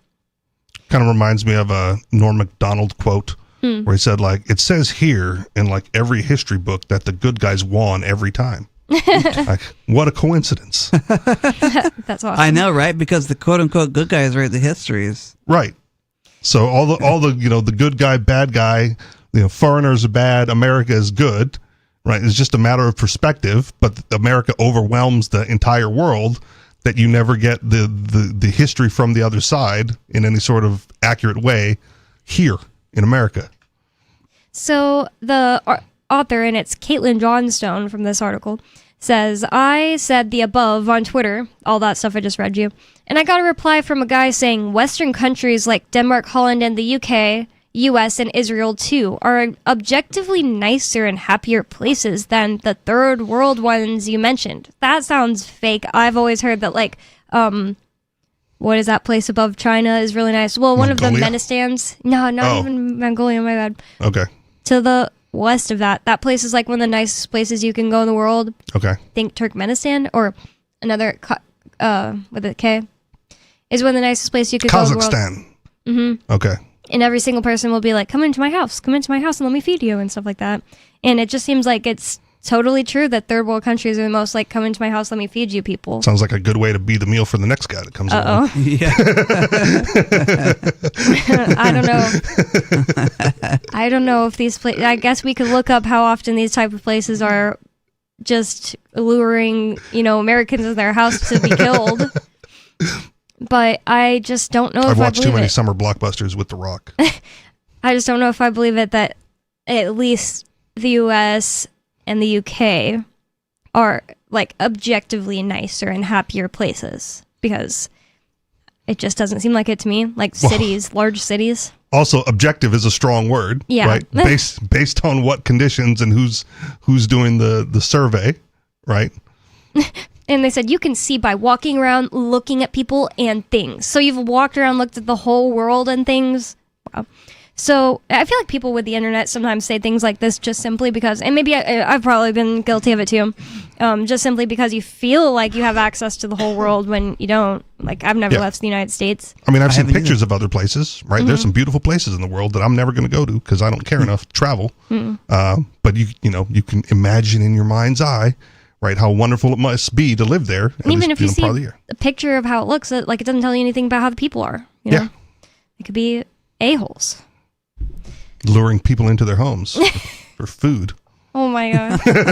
That'd be a fun I do novel. like to watch videos on like countries where like I like this one Russian girl who goes to all the different regions in Russia, and she's not even done yet. She's been doing it for a decade, which is pretty crazy. She lives in Russia. It's not like she has to travel there, That's just how big it is. Yeah, Russia's huge. Blows the mind to think about it. Anyways, so I guess you can learn more about other countries like that, but I just feel like you can see by walking around looking at people and things, it's not really a good argument. Yeah. And he said, Like Scandinavia is usually at the high end of that list for like the how it looks and how the people are, and even there the prison system is more rehabilitative than punishment. Interesting. So that would have been a better one to mention. But taxes are like 50-something%. Do I really want to go there? Right? Is that really the community I want to be a part of? Like, we treat everyone equally at 55%. Yep, awful. And yeah, I mean, like, happier and nicer aren't the only most important things. Right. So But they get the happiness victory, right? Because of how nice people are around there. Like every it's communal. Everyone's here on behalf of each other, and who cares that taxes are, exorbitantly high, because I know that when it's my turn, I'm going to be the beneficiary of that. So I don't mind paying for it now, sort of thing. And I've heard that like Wyoming is one of the happiest places in the world, but would I say nicest? I've never been, I've been there, but I haven't spent like time there talking to people, but I feel like they could possibly be like the leave me alone, I leave you alone type people, so maybe they'd be happy but not nice. Yeah, because they have a lot of land mass and a very low population. Then again, it sounds mean to say they're not nice. I've never lived there, so there's all kinds of variables here that I'm basically trying to get at, and this guy doesn't know. Space and fences make great neighbors. He continues on. That's true. He continues on saying, so we're doing something right and they're doing wrong, meaning like all the other countries she mentioned, like when she mentioned Venezuela, Palestine, Yemen, Lebanon, Syria. So the author, goes on to say, it always fascinates me when people think this is some kind of checkmate argument. Yes, obviously it's nicer to be in the countries doing the bombing, sanctioning, extracting, and stealing than the countries being bombed, sanctioned, exploited, and robbed. Yep. It's nicer to be a mugger than the person being mugged too. Yep. It's always more pleasant to be the hammer than the nail. It's such a self-evidently stupid argument, but you see it all the time. Whenever I talk about the abusiveness of the Western Empire, I always get Empire simps in my replies all, ho ho, but have you considered... Anyways. Just read it how it's written. Oh. Ho ho, but have you considered that it is nicer to live here than there? Of course it is. Yeah. And she basically says a-hole, but she didn't. I didn't read this article beforehand. She's really using a lot of expletives. She says, of course it is, and then insult. It's always going to be easier being the abuser than the abused. Yeah, it's one of the rebuttals to like, why don't you just move from the United States? People go like, oh, if you don't like it here, just leave. Well, it's because the only thing worse than the United States domestic policy is its international policy. Hmm. Right? Oh, yeah. Yep. That's a good point. You can either stay here and like live under the thumb of the empire, or go there and get blown up by the empire. Yeah, be a target. You'd be a target. Yeah. So pick your poison, man. Israeli. Oh, go ahead. The American Empire is worse than the British Empire was by far, because not only do we cover the world, we're more tyrannical than the British Empire ever was. Except New Hampshire treemen, lumberjacks. Exactly. Just kidding. 603-283-6160 is the phone number. That's 603-283-6160. Call in with whatever's on your mind. More Free Talk Live coming up.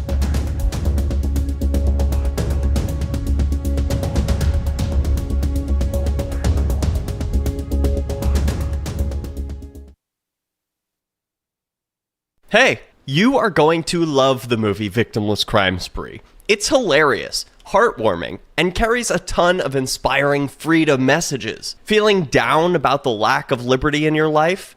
You need to put on this film with some friends and have a good laugh. It's a true story about me and my friends in New Hampshire living free, singing, dancing, and getting arrested. Of course, it's all on video, and the bad guys, the cops, judges, bailiffs, and sheriffs, they all play their part like it's out of a movie or something. You would think we scripted the whole thing, but it's real life. Go ahead and have a watch, and if it's been a while, have another look. I guarantee you'll notice things now that you didn't notice before.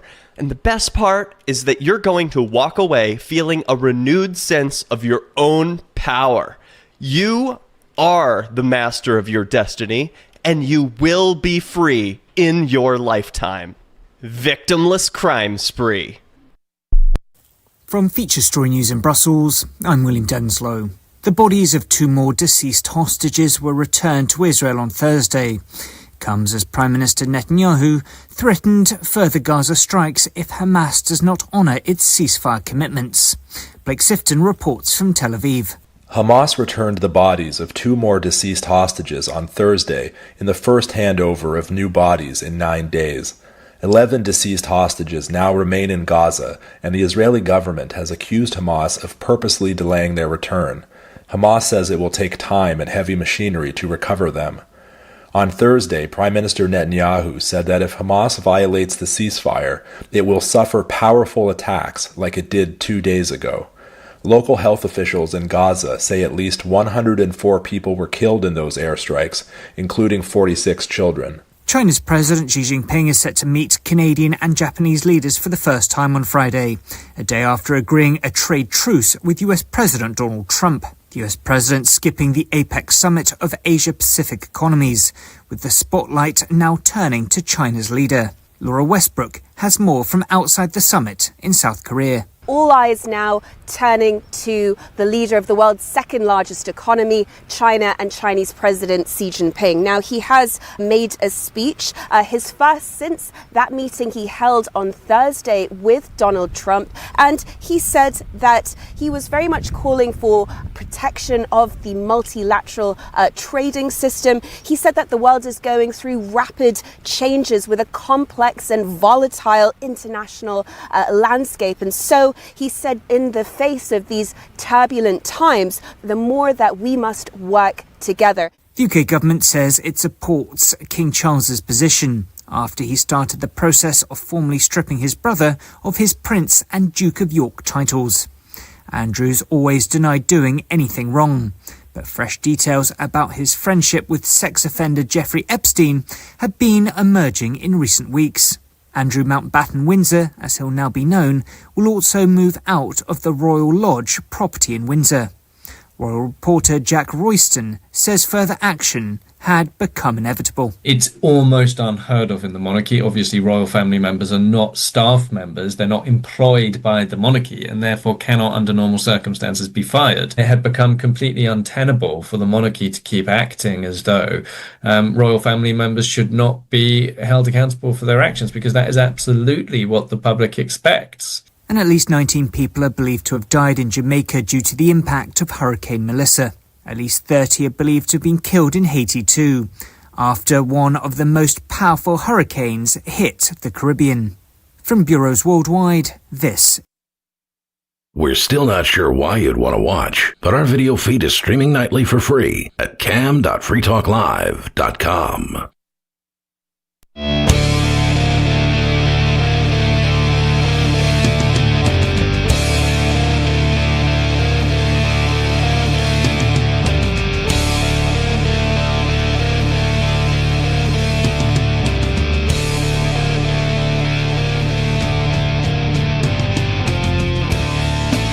It's Free Talk Live, talk radio that you control, and 603-283-6160 is the phone number. That's 603-283-6160. And if you're tired of the oppressive rules and moderation of the big tech social media sites, our Mastodon server at social.freetalklive.com can set you free.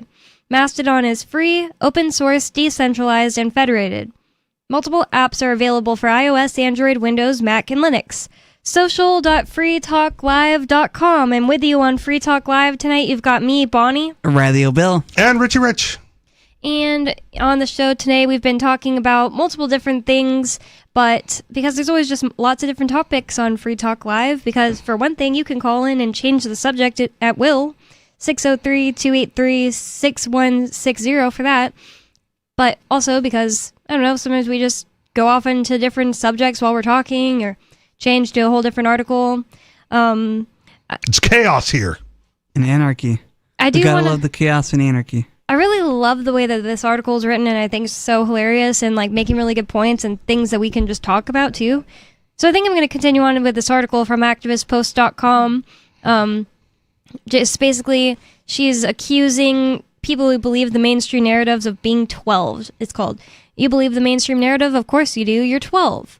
And in the last segment, we talked about how people believe every bad guy, good guy theory that the mainstream will put out to its listeners. Like, well, the thing is, bad guys attacked the Twin Towers, so us, the good guys, the colors that don't run, we gotta go and attack them back. And that's why we're in Iraq. My old boss had a legitimate fear that if America did not get involved in Ukraine, that Russia would cross Europe and then have a land invasion on the east coast of America. Whoa. And he believed that like That's a in lot his of work. heart of hearts. Yeah. Like, we have to stop them there, otherwise they will run rampant over the whole world. If they could do all of And that. then you'll have a naval ship land in Portsmouth. You're getting a little crazy there, boss. If they could do all that, like, I feel like there'd be no stopping them in Ukraine, you know? You would If they think. were capable of that. Well, but you build, right? Like, you conscript some troops along the way, you take the resources along the way, and pretty soon you're too big, too big to stop. Oh, it's just the Ukrainians in their way. Right, so we got to Stopping the stop them there. floodgates. Poland's next, then whoever. Hmm. Right. I feel like if they wanted to do that, they'd start in Poland or anywhere, you know? Which would make sense if you were a rational thinker.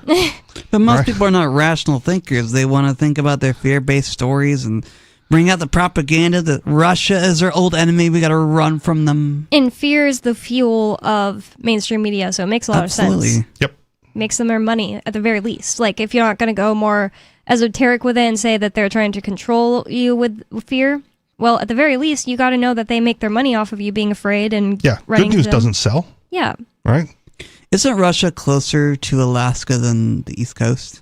Yes, but they wouldn't invade from Alaska because they're currently on their European tour right now, right? They're going west into Ukraine. Okay. And so they're not stupid enough to fight a war on two fronts, right? So they just continue one direction. Okay. Man, that So, sounds Is difficult. Is Russia in East Europe? Sure. You could look at it that way. It's just like some people consider it not Europe, so that's kind Okay. of weird, but it's like northeastern of all the European countries. Okay. But it's huge, right? So it's larger than all of Europe. It's also North Asia, Yeah. if you look at it like that. Interesting. Okay. Yep.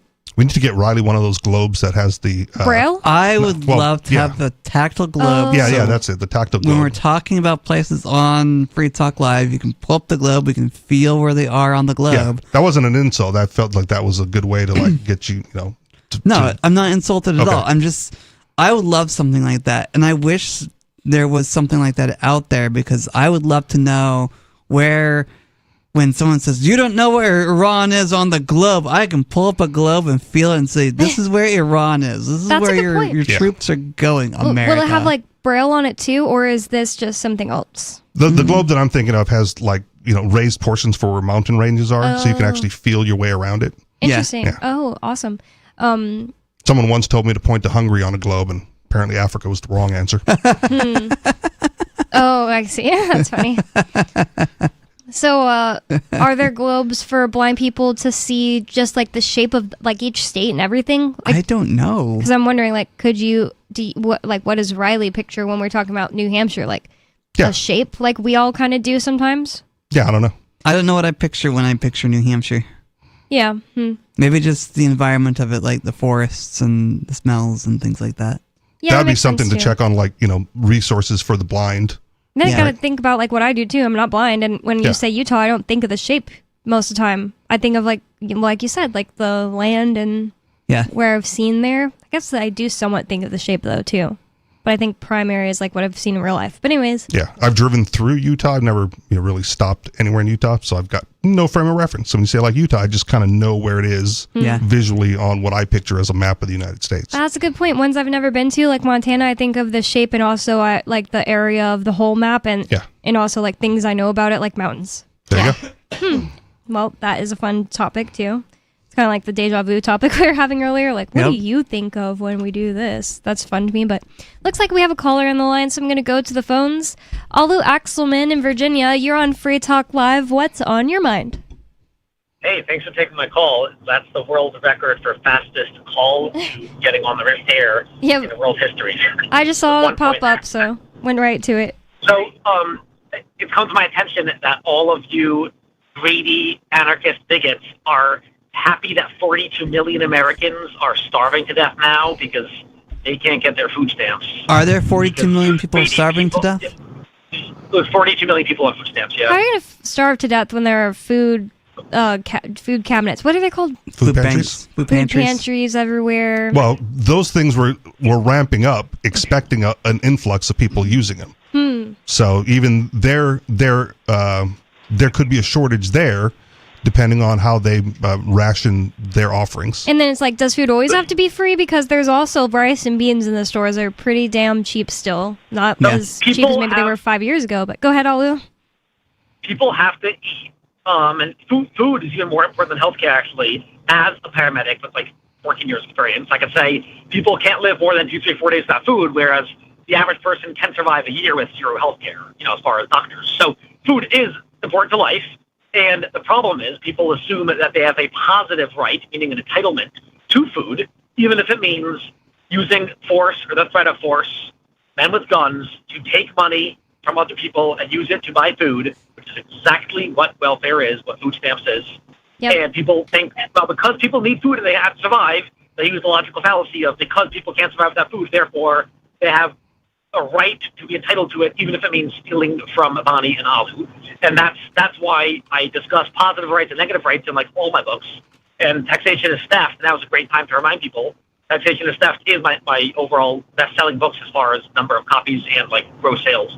So everyone should read that one. I explain the taxes, what they're for, and how they're used and wasted and used for good and bad and neutral things, mostly bad, and also how we can abolish them and even still have enough money for the government to give welfare to everyone that currently is on it. That should be abolished on principle, but as far as practically speaking, they can get rid of taxes and still raise money by voluntary means, using programs they're already doing a little bit, to give people the same welfare that they currently want. Right. I'm not going to defend the theft per se, but if you are starving, and this goes back to like, the lifeboat examples and the gotcha questions that will come up for libertarianism, and if you're starving, would you steal food? Right? I go like, well, maybe, right? Because like I want to live, and dying is far worse than like getting caught stealing. So if these people are like legitimately starving and can't figure out a way to get a meal, you can expect that they're going to steal, and then it's a question of how do you respond to that act of aggression, right? Again, so Richie, I think the important thing that I always try to clarify before any debate or discussion is, in what realm are we talking? Principled, practical, utilitarian, or constitutional? In this case, I'm saying obviously, practically, yes, the mother's going to steal rather than see her kids starve to death, and I'm not blame her, and I would do the same. That's practical and utilitarian. On principle, theft is wrong. As far as government stealing or people who are starving stealing, theft is wrong. Yes. But again, in my estimates and what I've seen in my experience, probably less than 1% of food stamps recipients truly are starving and or can't work. Yeah. They don't have a good reason to justify it. There's I forget the author of the quote, right? But there's an anarchist quote that basically says, ask for work. If they don't give you work, ask for food. If they give you neither work nor food, take food. So get these people to work or feed them, right? Or expect that they're going to steal from you and do whatever you need to do as the property owner to mitigate that theft. Practically. Yeah. Are you guys familiar with what Jeremy Kaufman said like a few months ago or a year ago? A brilliant plan that I don't know if I've heard from others. He said welfare, instead of giving out welfare, SNAP, food stamps, money, vouchers, WIC, all that stuff, they should literally just give out vouchers for or the actual rice and beans. Just give them just rice and beans. Those who are really starving will take that rather than starve, and those who are not starving and want great food like candy and lobster will not get it. Yeah, that's a great point. Do you think people would still start stealing over that? Like, I can't eat rice and beans? Well, and principally, right, you'd have to say, and have that done voluntarily through a charitable organization. Right? Eliminate food stamps, eliminate that whole SNAP program. Well, then again, if it's voluntary, it's like, I wouldn't care if you can raise it, give them lobster if that's what you can, and you're all agreeing, But practically, if the government, instead of giving out all the food stamps, just gave out rice and beans, it would probably save 90% of the money. It would cost a lot less, but also I'd be happier because, it's just more fair, and it would mean people would actually use welfare as a temporary bridge to get back to work instead of a lifestyle forever. Sure. Practically, yes. Principally, you still can't support it if you're going to call yourself a full-blood libertarian or an anarchist. Oh, yeah. If I had to choose between the current thing we have now and that, and funded by the taxpayers. It's an intermediary step. I choose that, but I'm not calling it 100% principled either. If your federal income tax was 1 to 3%, there wouldn't be a lot of tax revolts, right? No one's going to put their life at risk for 3% of their income, but 30%, now you're starting to cross the boundary there, man. Yeah, Richie, I've thought about that a lot. Absolutely. That's a great point. That's a great point. The high taxes. That is what makes people libertarian. So I only became libertarian because of what de Blasio and Cuomo were doing to me in New York. If not for them, if I were living under Rand Paul, I might have never become libertarian. I'd be conservative. Yeah. But so I became libertarian for practical purposes, utilitarian. But once I became libertarian and eventually ANCAP, now I am that way because of principle. Yes. Now even a 1% tax would still be unacceptable to me. So now it's because of principle. But you're right. I think most people become libertarian because of practical reasons. Yeah.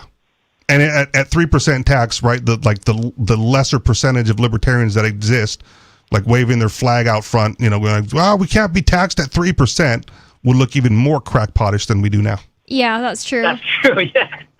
Yeah. But then again, it didn't look crackpottish in the 1700s. With the T? Yeah, maybe it looked crackpottish to some people. Had some principles and liberty and some spine. Well, and again, that wasn't the large percentage of the population. They were the crackpots. But as you open your history book, right, oh my gosh, the winners won again. Yeah, I was going to say, they maybe fought you're a war right, and won, and then wrote down how they were not the crackpots in that situation. Well, objectively, they weren't the crackpots, but then again, I just started thinking maybe there was a large portion of the country that was like, this is ridiculous, and maybe.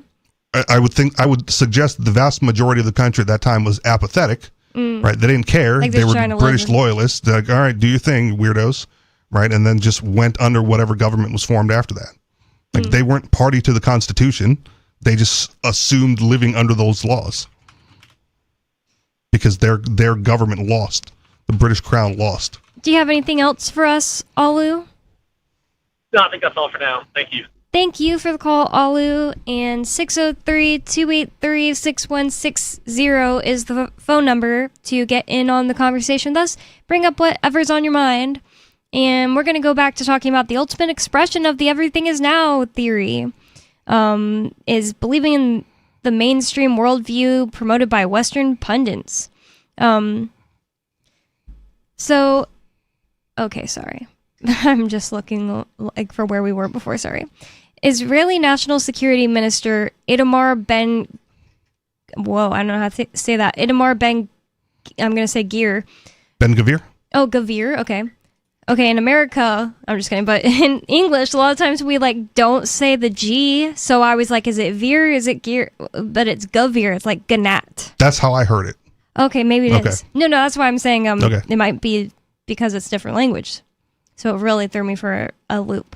It says, Israeli National Security Minister Itamar Ben Gvir reportedly advocated shooting children who get too close to the yellow line, dividing Israel-controlled parts of Gaza from the parts under Hamas control.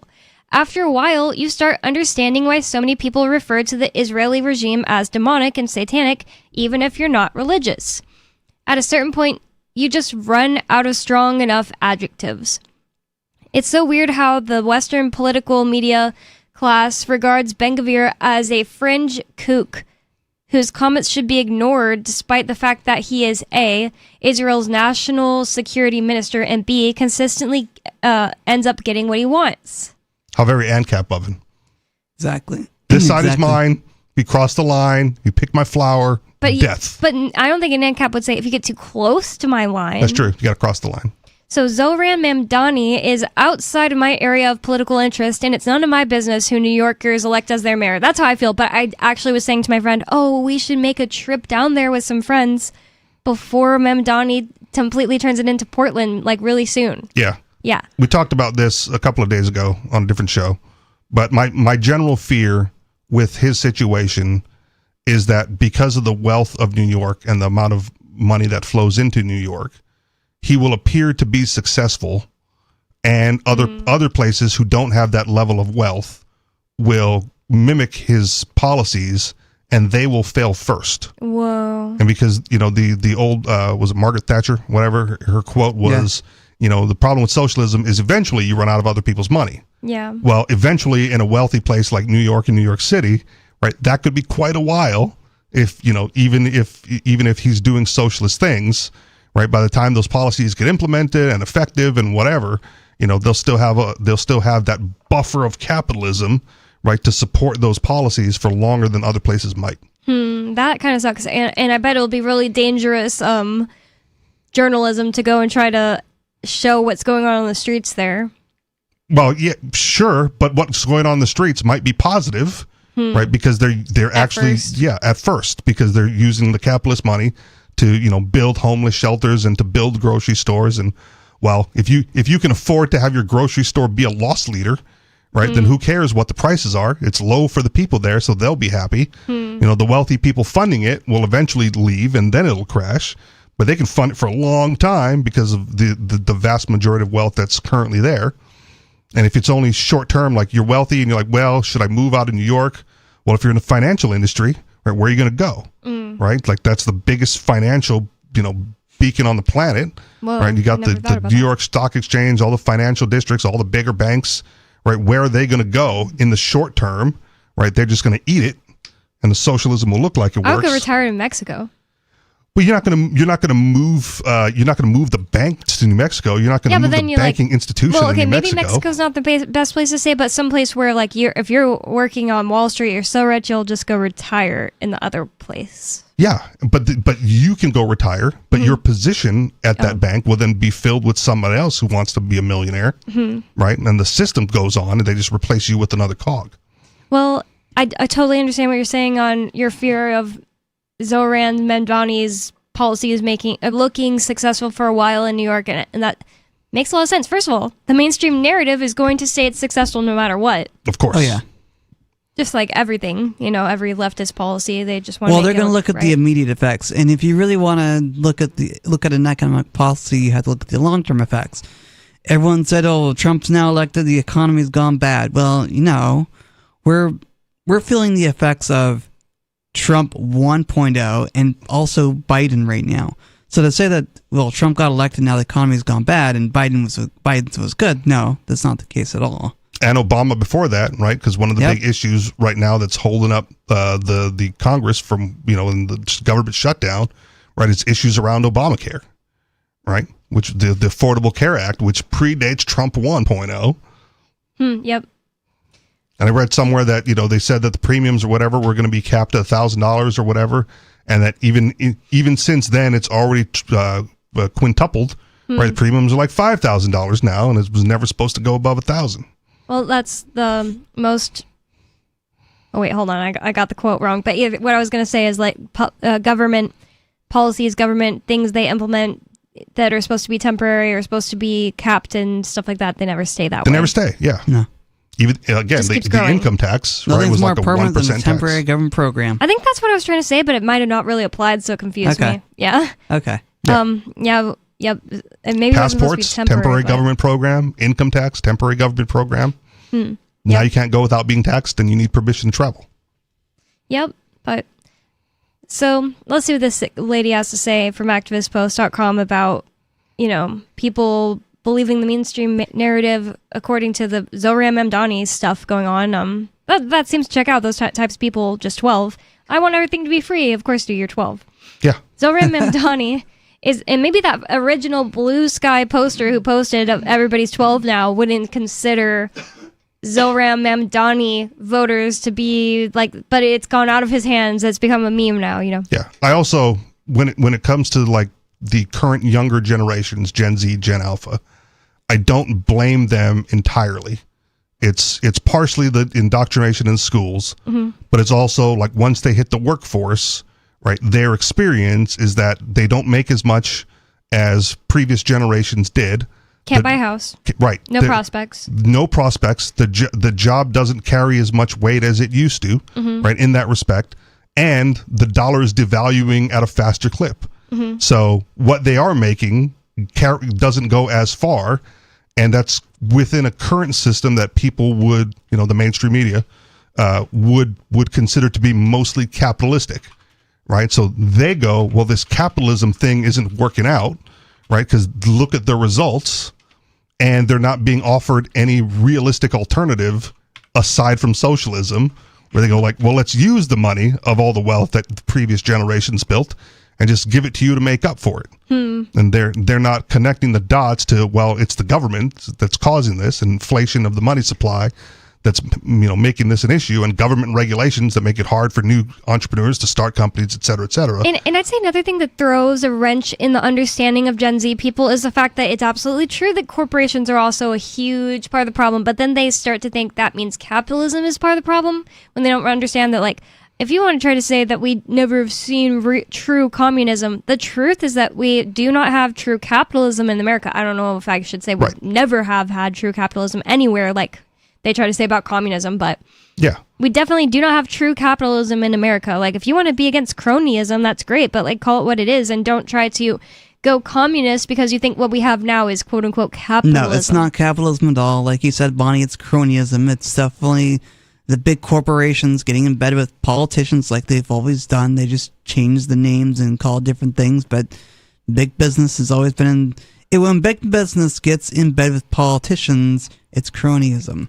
Right. Again, you're not wrong, but like I'm going to go back to the beginning of the show and kind of the discussion we had there. The people using the term capitalism have taken control of that narrative. Sure. Right. So you're not going to convince anybody necessarily that, oh, this isn't true capitalism. It is. Whether maybe not to you, Riley, maybe not to you, Bonnie. I would say it doesn't become the case because it's just such a well-defined word, and like that's actually what you learn even in the schools today. What capitalism is what Riley and I are saying. In this case, it's just simply, we're not going to convince these people because there is a huge group of our society that is not clicked into reality, and it's become more and more evident to me. Like I think there are things that can change. But you're like not going to hang on to the word. Okay, we don't have to. Which is why I hyphenate, right? Anarcho-capitalist. Yeah. Capitalism is what they want it to be, and I don't want that. So, like, let's put the prefix on there to describe more of what my view is in alignment with. But my thing is, I would want an even different word because I've actually come to see voluntarism. Ian, yeah, exactly. Mutualism. I've come to see Ian's point. It's annoying to say. On the word. And what's the word? Husband wins a fight for a change. Anarchism. Because, anarchism doesn't mean what they, quote-unquote, want you to think it means. A lot of leftists have taken it over. But you know what? I think I'm just going to give it up, and voluntarism is the best way to say it. More Free Talk Live coming up. This hour of Free Talk Live is brought to you by Dash Digital Cash. Dash is the cryptocurrency designed to be used for spending. Rising fees have made Bitcoin useless for purchases, but Dash continues to have fees less than 1 cent per transaction, and its features ensure Dash is undefeated as the most useful cryptocurrency in the marketplace. From a technical standpoint, Dash transactions are irreversible, and its network is protected from 51% attacks by their Chainlocks technology. There's no need to wait for a confirmation before considering a Dash transaction complete, so it's great for merchants. Dash is one of the oldest cryptocurrencies and is widely available on exchanges, including the decentralized Maya protocol, and in multi-crypto wallets. It's easy to get and use Dash. Start by learning more at dash.org. Big thanks to the Dash DAO for sending us 32 Dash per month to promote Dash on the air. Visit dash.org to learn about Dash. Dash.org. The new 4th edition of Healing Our World, The Compassion of Libertarianism, will take your understanding of liberty to a deeper level and has over 1,300 updated references, new cartoons, and a foreword by Dr. Ron Paul. With discounts for multiple book purchases, the 4th edition of Healing Our World is a great gift for the liberals, pragmatists, environmentalists, and Christians in your life who think libertarianism is cold-hearted. Get yours today at healing.freetalklive.com and use promo code FTL for a $5 discount. There are lots of ways to listen to Free Talk Live. Our podcast has been around since podcasts began, and now the FTL feed is loaded with content besides our full show archives. Did you know that we make it easy for you to customize your podcast subscriptions? We have different feeds, one that includes only our full shows, one with just the Daily Digest, and our main feed that includes everything. You decide what you listen to. It's quick and easy to customize your feeds at feeds.freetalklive.com. That's feeds.freetalklive.com. You're listening to the live edition of Free Talk Live. Hour number 3 is next after the news here on the Liberty Radio Network at LRN.FM. From Feature Story News in New York, I'm Mitch McCann with the Weekend Review. This week, US President Donald Trump and China's President Xi Jinping finally met after months of trade tensions and agreed to reduce tariffs as the rivals look to improve relations between Beijing and Washington. It was their first in-person meeting since Donald Trump's return to the White House in January. Laura Westbrook reports from South Korea. US President Donald Trump described the meeting as amazing and said a lot of decisions were made. On fentanyl, he said Chinese President Xi Jinping had agreed to take stronger action to stop the flow of precursor chemicals for making the drug fentanyl. In response, the United States would cut to 10% from 20% the fentanyl-related tariffs that the US had imposed on China earlier this year. Now, Donald Trump also says the issue of rare earths had been settled with China, pausing its rare earth licensing regime for at least a year. The situation in Sudan dramatically escalated this week with a reported rampage by the paramilitary group, the Rapid Support Forces, or RSF. After an 18-month siege, the RSF captured the critical city of Al Fasher in North Darfur. It triggered house-to-house killings, sexual assaults, and the abduction of doctors and nurses in a hospital attack that reportedly killed at least 460 people across multiple waves. The RSF, which has been in a bloody civil war with the Sudanese armed forces since April 2023, is accused of mounting a large-scale operation against civilians in the wake of the city's fall.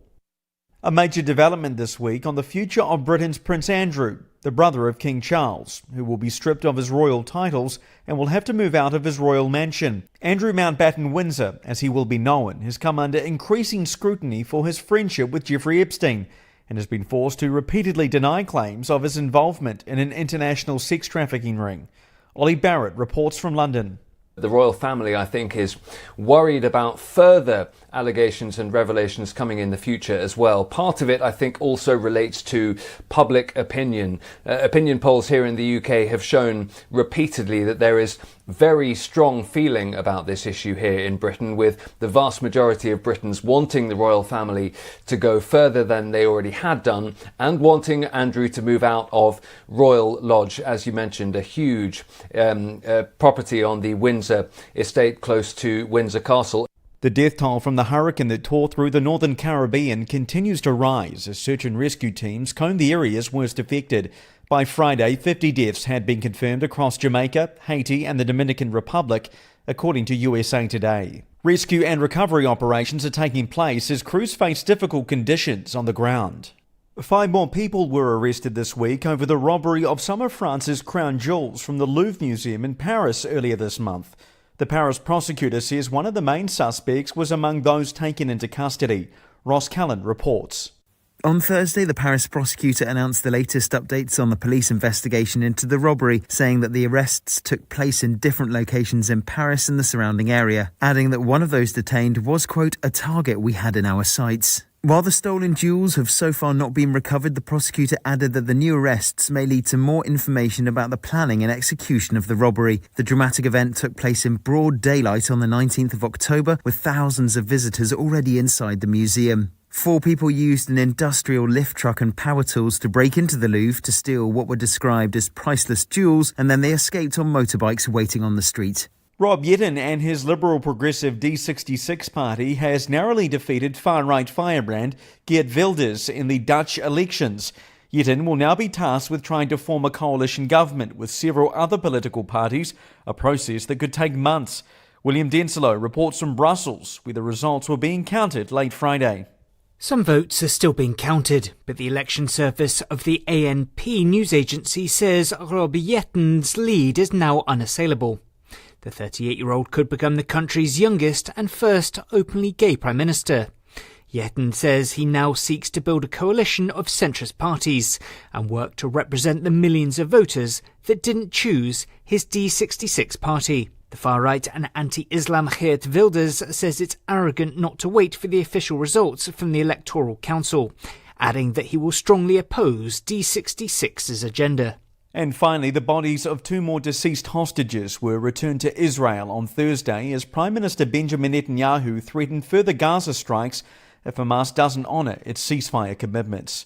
From Feature Story News in New York, I'm Mitch McCann, and that was the Week in Review. From the creation of the Bible in 1912 by a struggling Baltimore book salesman to the day in 1493 when Christopher Columbus and his crew looked back on their voyage and realized what they truly discovered was themselves. The Onion looks back at This Week in History. On July 21st, 1969, astronaut Neil Armstrong became the first human to set foot on the surface of the moon. The moon, for Christ's sake. This is Tranquility Base. The Eagle has landed. Jesus H. Christ, Houston. We're on the moon. Over. Roger, Tranquility. We copy that. We cannot believe you are on the moon. I'm descending the ladder. Just one more step and I'm wholly living. I absolutely am standing on the surface of the moon. Jesus H. Christ in a chicken basket. This is the Onion News Network. You can help spread the ideas of liberty with our Patreon for just $5 per month at amps.freetalklive.com.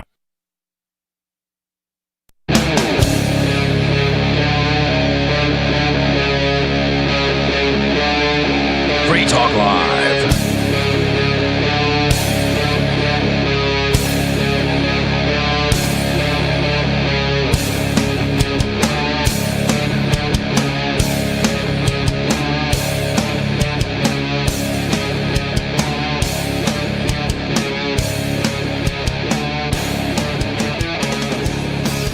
It's Free Talk Live, talk radio that you control, and 603-283-6160 is the phone number. That's 603-283-6160 to get in on the conversation with us here on Free Talk Live. And with you on the show tonight, you've got me, Bonnie. Riley. And Richie Rich. I forgot to do Riley O'Bill. I gave you the time. I was like, you confused and broke Richie Rich. I was waiting. Well, we already I've have... been accused of interrupting before. We have a lot to talk about still, and we're moving on to new topics, but we do have a caller in line, so whatever topic's on their mind. Skeeter in California, you're on Free Talk Live. What's on your mind? I'm not in California. I thought you were. Am I? I don't know. Where are you? What does the caller ID say? This is It California. always says something different, but This is California, actually. we thought that you had said You don't have to keep changing your number, Skeeter. We'll take your call. Yeah. You sure? But libertarians have appropriated, they've abused, they've bastardized the definition of capitalism.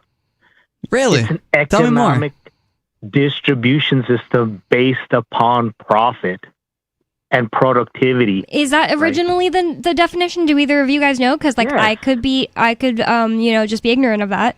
Either way, I don't think that it currently means that. Like Rich has said, like definitions can change. I don't really think anyone anyone talking about this today, when you say capitalism, thinks, companies make money and then they distribute it based on profit. Like I don't think that's what it means literally. No, they go back to like Karl Marx using it as the bourgeoisie and the proletariat, and the capitalist system was originally a negative connotation, and then usurped by the right to mean what it means, but in a positive connotation. Go on, Skeeter. Yeah, it's how economics has made progress. It's just an economic system, how you distribute the means of production, capital, or who owns the means of production. Capital. And if you look at the Wikipedia page, it says for the purpose of obtaining profit. Okay. Okay. And what about That's how. I don't think for the purpose of obtaining profit is distributed. Proof of what you said right away. But Richie, are you saying that Karl Marx just defined it as the way that Skeeter originally said, or no, like a whole third thing? Man, you're putting me on the spot. I don't know. Yeah, I don't know. I want to say a whole third thing, but it was in a negative connotation. I can look it up. Where did Adam Smith coin the term? I don't know. Maybe the Wealth of Nations. I don't know. How? And yet you're quoting Adam Smith and you don't even know, dude. What's up with that? No, I'm not quoting Adam Smith. I'm just guessing. But well, maybe you should not guess and actually, be smart. This says on the internet, you don't and this is a problem when Rich guesses wrong. This is Google AI overview. If you want to hear. It all this bastardization of capitalism with this free market crap. We haven't even established if it's bastardized at all, honestly, yet. It's definitely changed over time. Yeah, things can change over time without being bastardized. Okay. Like one thing is like if you take a term that people are using and force the public to think it means something else. Like I think the word anarchist changed that way, and I could call that bastardized. But I think there are some things that's just like it's not bastardized; it just changed. Yeah. So you had a definition pulled up from AI. Don't distinguish between. You guys fail to distinguish between capitalism and free market capitalism or laissez-faire capitalism.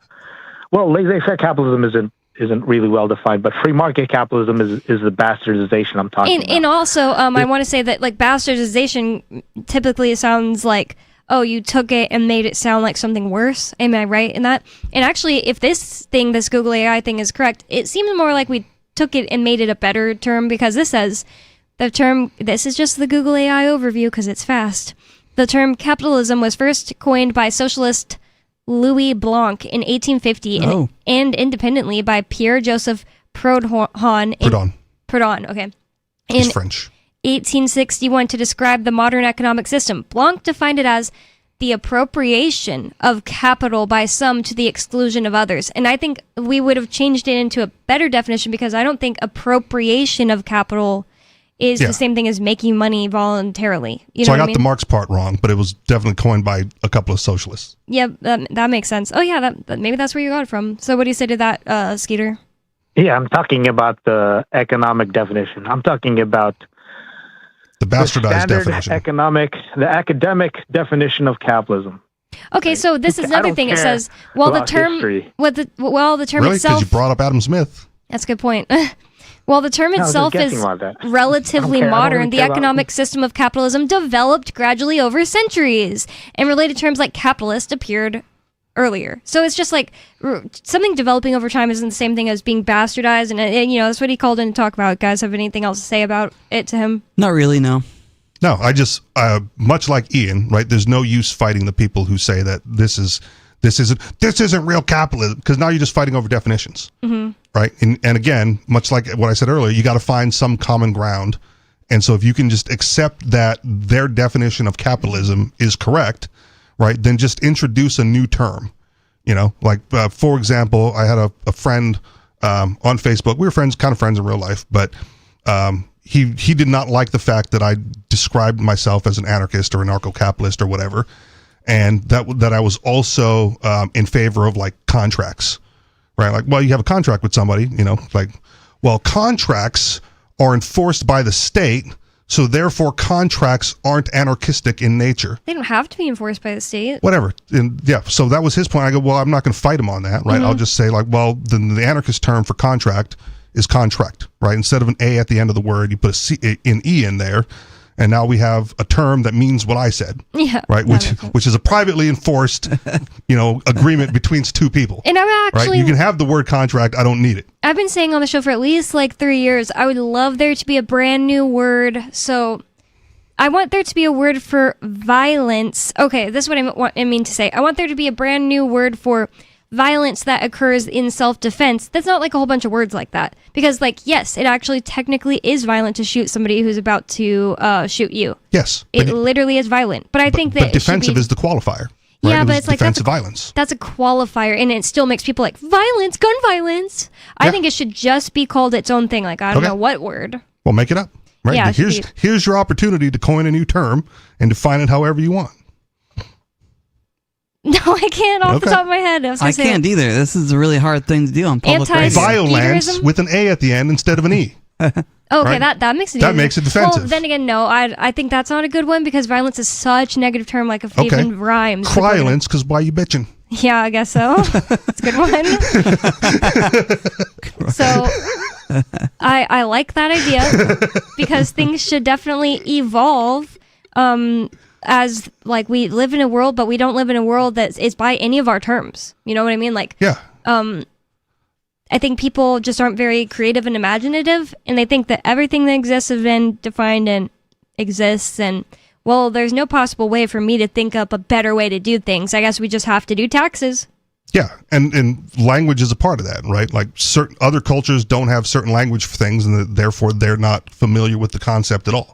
Right, like it's that important to how you manifest things into the world. So if there's no term for the thought you have, you got to create one and you got to popularize it and get it into the lexicon. And I do love voluntary is okay. How exactly do you say it? Because I haven't said it in a while. I feel voluntarism. Yeah. For that, because it's like, yeah, it's literally what they're describing when they say like real capitalism, but it's without the fight against. Well, there are already like socialists that are smart about it, or what I'm trying to say, like, and you can be a voluntary socialist, right? You can enter into a socialist agreement with a group of people and still have that be voluntary. But I feel like the majority of socialists are these people that like, oh, I want all of New York City to be socialist and all of us and blah, blah, blah. Like, but that's actually most people. Like, I think most people are like, I want all of New York City to be Republican and all America to be, you know what I mean? Like, people don't usually think in terms of like, why don't we separate? Like, that's the best way. And the people that want it to be Republican, we call them Republicans. Right, and the people that want it to be socialist, we call them socialists. Yeah, the state of Republican because they want a state. Yeah. Anyways, Republic of something or other, Texas maybe. There are definitely like That's online. a thing. I think it's the Republic of Texas is already how it's defined in their thing. I think it is. Yeah, maybe still right. Like if the not Commonwealth of Massachusetts, right? Yeah, I'm trying to think. Yeah, I guess it is still the Republic of Texas, and there used to be a president. Yeah. Well. The number is 603-283-6160. We got into that whole conversation because of what Skeeter called in about, but we can always change the subject to what you want to talk about if you You're call not in. using the language like I want to use the language. Yeah. What a boring topic. And the thing with Objective Skeeter is being like subjective in my world. it would be really a lot more interesting if Skeeter would call in and be like, I created this new term, it means this and stuff like that, because he has this whole theory. It doesn't. I mean, he did. Evolutionary make sense. capitalism doesn't exist outside of his world. That is definitely one. That's definitely a good And he point. qualified it, right? He wants capitalism, but evolutionary is the driving force behind it. But I honestly think most other things he talks about, he's just like, no, you're using it wrong. And it's like, no one agrees with him. Yeah. Like what he just did. Like he does it pretty often. It's like, if you listen to his manifesto, it doesn't mean anything. It's like, whoa, those 4 minutes of talking that meant nothing. Word salad. Of course it doesn't, because you're not Word 12. salad. Skeeter. I don't even know who's more 12, Turd or Skeeter. You could tell by the names of our callers. Like they're regular names. Well, I don't know. It's hard to say. Skeeter's arguing like a teenager, and so, but Turd's talking about women like a teenager, so it's hard to say. It is really hard to say. Every once in a while, Turd has like actually not disjointed things in his head about He's definitely the most immature caller. Yeah, that I think Okay. is even. Wait, is he more immature than Skeeter when Skeeter goes ha ha ha against or over people talking? It's really hard to say. Yeah, but the cackling is just one thing. Like as far as a matter of like topic and opinions. Yeah. Yeah. I think we're just lucky that Skeeter doesn't have like a hyper fixation on women, because that would be Okay. annoying. That'd get like old really fast if he was as hyper fixated on women as Turd. Yeah. He'd be the most immature I caller. asked her out and she said no. Oh my god. Horrifying. Evolution has chose me not to go out with her. He just accepts it. Yeah, maybe that's why. Maybe that's why he's not so obsessed. He's got to move to one of those countries where he can just invite him in for dinner. Yeah, Oh my exactly. Apparently, he doesn't live in California. I think he's lying. I think he has accidentally said he lives in California before, and now he doesn't want us to know that, so he's like pretending it doesn't. But whatever. He wants you to use whatever shows up on the caller ID. Yeah. I'm in Michigan today. Yeah, but that's probably why he used to send one that said San Antonio. It's really weird of him. Anyways, this article from Politico.eu. No. Slovakia. Reputable news source. Yep. This one's for Sarah, by the way. Yep. So unfortunately, I've I answered Sarah when the segment was almost over, so her call didn't last long. But Sarah, this goes out to you. I don't know if you're listening there in New Mexico, but this story is for you. But either way, like, we'll talk about it, and then next time she calls, someone can be like, "Hey, Sarah, did you hear about this?" Because we've asked Sarah so many times, what if they did this? And someone actually did it. Slovakia adopts speed limit for pedestrians. I love Crazy. It. Out of the way, Granny. And then you get pulled over by a fast walking person, speed walking person, with like lights on his head. I was picturing a cop in like shorts and roller skates. Oh my gosh. They get to roller skate, of course, but you don't. Right. They get to break all the laws because they're the police. They didn't even put on their turn signal. So anyways, power walking will soon be illegal in Slovakia as law changes to prevent sidewalk accidents, which is crazy. I've never heard of a sidewalk accident. Well, maybe like a bike hitting a person. Hey, I'm walking here. And then it's like, why wouldn't they put the restriction on the bikes, not the people walking? But anyways. I still think bikes should not be on the road. They should be on the sidewalk. Oh, really? Because a car versus a bike is a lot more deadly than a bike versus a pedestrian. I would say I agree with that. A lot of times when I'm walking and a bike does zoom past, it's a little scary, but I've never been in an accident. And also, it's more scary and messed up for me because I have my dog. So I always have to like, car or bike coming and fast. So I gotta like reel him in, stuff like that. So but if like, the bike hits you because he's going fast, it's going to be on his fault, right? Yeah. Like you still have to be safe on the sidewalk. You can't go zooming by, but you can ride your bike at a speed commensurate with the situation. I just learned what's the word? Like makes me very angry. A thing that makes me very angry. I just learned. So the bikes in Keene, every once in a while, I've seen them ride their bikes crossing the street at crosswalks. And I really believed that all states do this way, because in Texas, I learned, maybe it was Utah, that is where I got my driver's license, and I maybe just assumed it's like this everywhere, which is my bad. But I learned that like if you are in a place where bikes are allowed to ride on the road, they're treated like vehicles. And therefore, when they come and cross a sidewalk, you have to get off the bike and then walk it across. Yeah. And it makes total sense, because if you're ever driving and somebody suddenly zooms past on a bike, you are way more likely to hit them, because it's like by the time you notice them, you're like slamming on your brake instead of like you see somebody standing there waiting to walk. It's way more obvious. Or you even see someone walking, it's slow. You see it from way further back. Yeah, I got pulled over once on my moped. I made an illegal U-turn and pulled into a gas station. And the cop like saw me do it, and so she had to give me a warning or whatever. But I was like, the light doesn't change for the moped, right? Like I'm not heavy enough to activate the sensor. Whoa, it's like 11 o'clock at night. Like, what do you want me to do? Just stand here? And she might have said like, no, you got to get off and like walk it across the crosswalk. I'm like, all right, next time then, because right now it was safe, right? No one was coming, obviously, because I got to where I needed to be, and you're the only one bothering me about it. Yeah.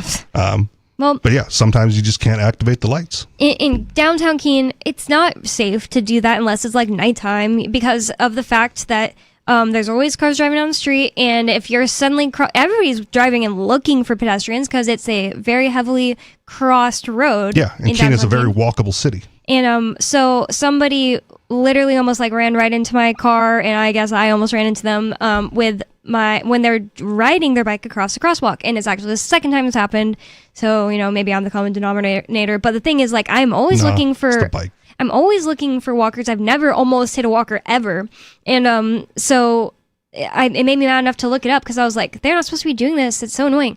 The annoying thing about Keene is it's a special place where bikes are considered vehicles and must act exactly like vehicles, which, vehicles can't drive across crosswalks. Right. But they just didn't put a law in about the crosswalk situation, so therefore they can do it. They don't have to put it in the law. It's already in the law. It's in the law where it says they're treated as vehicles. That's what I would think, but that's what I discovered as far as I could find on the internet. So my question is, as a pedestrian, like, how do you all keep the law straight? It just sounds so confusing to me. You don't. Right. Again, a moped issue. I think this might have been the driving without a license when I got hit by a car. And I was talking to my court-appointed attorney, which was different than the public defender's office. Sidebar, different than the public defender's office. And one of the enlightening things that he said was, well, we'll see if we can get them to change the charge to this. And I go, interesting. He goes, yeah, a lot of times there's multiple laws on the books to cover the same thing, but that are in conflict with each other and carry different penalties. Oh. Because of the abundance of laws they continue to put on the books, right? So could be a similar situation where there's a law somewhere, or they haven't written it yet, or it's not covered by something else. But could be, right? If the law of bikes is that they're supposed to operate as a car, right? Try driving your car through the crosswalk, right? I go like, well, there's no law that prevents it, right? There's no law on the books that says a car can't drive, can't cross the street at a crosswalk, right? And if they punish you for that, and they say, well, that law's right here, well, then now you know which law applies to the bike. Another thing I saw when looking this up, because I was really annoyed, is that there is a organization, I guess I'd say, that advocates for bikers, so it's their side, and it tells them they strongly suggest that you get off and walk your bikes at crosswalks because it's safer for you, and well, obviously more for you than even the car. Because like you're not gonna, I don't think I'm gonna die if I hit a biker when I'm driving. Not a chance. Or even really get hurt. Probably not get hurt at all, honestly. Yeah. And it's annoying. It would be taking time out of my day if I kill you because you're freaking flying across the crosswalks. It would literally annoy me more than I'd feel bad. I'm not joking. Yeah. Unless you're somebody I know and love. I told you, I don't like bicyclists generally on the road. They seem to be a very entitled group. They do. And they're comfortable breaking the law, right, until they get injured doing it. And it's like, oh, you got to be watching for me. Well, you shouldn't be running the red light. You shouldn't be riding through the crosswalk, right? You know how you're supposed to behave, and these are like natural consequences of your terrible actions and acting inappropriately. And it's like law or not. Even if the law said the bikes can do that if they want, it would just be like acting your best interest to walk it across the crosswalk. Yeah. And Riley, to answer your question, I'd say that when I got a driver's license, I didn't take any of the classes. I just read a little bit, and mostly I learned just from driving. Like, before I got my driver's license, I would drive myself to work and just hope I never got in trouble. Yeah. And nothing ever happened, and I learned mostly from doing, like, honestly. Yeah. And it's like just slowly over time you learn the right things. And every once in a while I find myself in a situation where I'm like, oh crap, I don't even know what the right thing is to do here. And then I just start looking it up or whatever. I think one of the most frustrating things here, and my dad made me go to driver's ed because I got my license at like 16. I got it at 19. Okay, and he was like, the insurance benefits or whatever, which wasn't a thing anymore. Oh. So first thing they said in driver's ed was, if you're here for the insurance, tell your parents it doesn't help. Dang. All right, yeah, darn. All right, hey dad, your insurance not going to help you. Like, you're going anyway, boy. All right, whatever. But one of the weird things here, at least in Manchester, is everywhere else in the world that I'm aware of, or at least in the United States, because those are the laws I'm familiar with. If you're on a one-way and you want to make a left turn onto a one-way, you can do that on the red light, right? You can make right on red because you're not crossing. Everyone's familiar with right on red, but left on red is okay too if it's a one-way to a one-way because you're not crossing a lane of traffic. Huh. And for whatever reason, there's like a stretch in Manchester where there's not a sign posted that says like no left turn on red, right? But people just wait for the light to turn green. I'm like, just go. It's clear. You can see down the other, you can see down the road. It's clear. Just go. Like, why aren't you doing that? And I always wonder, like, is it the law? Are they following the law and I'm wrong about it? And if it is the law, it should be changed because left on red is okay just about every place else I've driven. It's probably just that they don't know about it because I think that, like, that's new to me. I think I wouldn't know. Like, unless I was just like, I don't care. I can see. I'm going to go. Like, I would probably think it was wrong or illegal. As long as you're not crossing over a lane of traffic, left on red is okay. And someone once told me where they were from, and it might have been Michigan, left on red is okay if you're on a one-way, even if you're making the left onto a two-way. Even though you're crossing a lane of traffic, if you're on a one-way, it's still okay. Whoa, that sounds pretty crazy. But either way, I'd say they're still being self-preservationists because of the fact that if it's wrong, according to a stupid written down piece of paper, a cop can still harass you over it, Yeah, and that's why I don't know what the law is. Yeah, maybe they don't know either, so they're like, I'm not going to go. All right. And the other thing is, like, you never know if somebody's going to be barreling down the wrong way, too. I don't know. Well, you pause and you look. Yeah, that's true. Like you would on a right. So, more Free Talk Live coming up. Don't go anywhere. It's Free Talk Live. On Free Talk Live, we're bringing people to the ideas of liberty every day. From wrestling superstars like Glenn Jacobs. You guys really are having an impact, I believe. Like I said, a lot of where I am now is due to listening to Free Talk Live. You changed my mind on some very important issues years ago. To random people tuning in on the radio. I was kind of stuck in the left-right paradigm. I heard your show by chance on a Saturday night. From there, I went on, joined the Free State Project, and become an amplifier. So, I mean, that's really the reason why I amp is because I know that if it wasn't for you guys being on as many stations as you are, I never would have found the ideas of liberty. You can help more people hear the message of liberty by joining Free Talk Live's AMPS program on Patreon for as little as $5 a month. And you'll get access to special perks. Visit amps.freetalklive.com, amps.freetalklive.com. From Feature Story News in Brussels, I'm William Denslow. The bodies of 2 more deceased hostages were returned to Israel on Thursday. Comes as Prime Minister Netanyahu threatened further Gaza strikes if Hamas does not honour its ceasefire commitments. Blake Sifton reports from Tel Aviv. Hamas returned the bodies of 2 more deceased hostages on Thursday in the first handover of new bodies in 9 days. 11 deceased hostages now remain in Gaza, and the Israeli government has accused Hamas of purposely delaying their return. Hamas says it will take time and heavy machinery to recover them. On Thursday, Prime Minister Netanyahu said that if Hamas violates the ceasefire, it will suffer powerful attacks like it did 2 days ago. Local health officials in Gaza say at least 104 people were killed in those airstrikes, including 46 children. China's President Xi Jinping is set to meet Canadian and Japanese leaders for the first time on Friday, a day after agreeing a trade truce with US President Donald Trump. The US President skipping the APEC summit of Asia-Pacific economies, with the spotlight now turning to China's leader. Laura Westbrook has more from outside the summit in South Korea. All eyes now turning to the leader of the world's second largest economy, China, and Chinese President Xi Jinping. Now, he has made a speech, his first since that meeting he held on Thursday with Donald Trump. And he said that he was very much calling for protection of the multilateral trading system. He said that the world is going through rapid changes with a complex and volatile international landscape. And so he said, in the face of these turbulent times, the more that we must work together. The UK government says it supports King Charles's position after he started the process of formally stripping his brother of his Prince and Duke of York titles. Andrew's always denied doing anything wrong, but fresh details about his friendship with sex offender Jeffrey Epstein have been emerging in recent weeks. Andrew Mountbatten Windsor, as he'll now be known, will also move out of the Royal Lodge property in Windsor.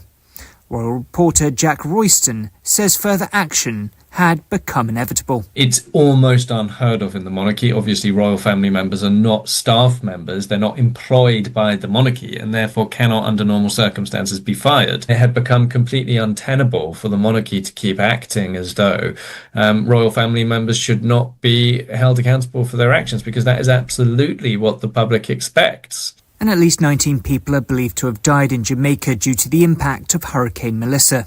At least 30 are believed to have been killed in Haiti too, after one of the most powerful hurricanes hit the Caribbean.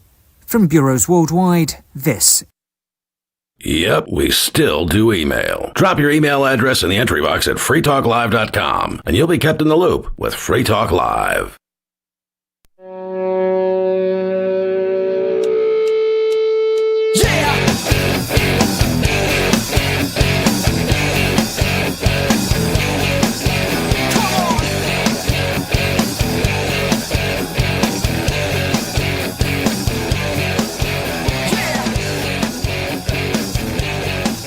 It's Free Talk Live, talk radio that you control. 603-283-6160 is the phone number. That's 603-283-6160.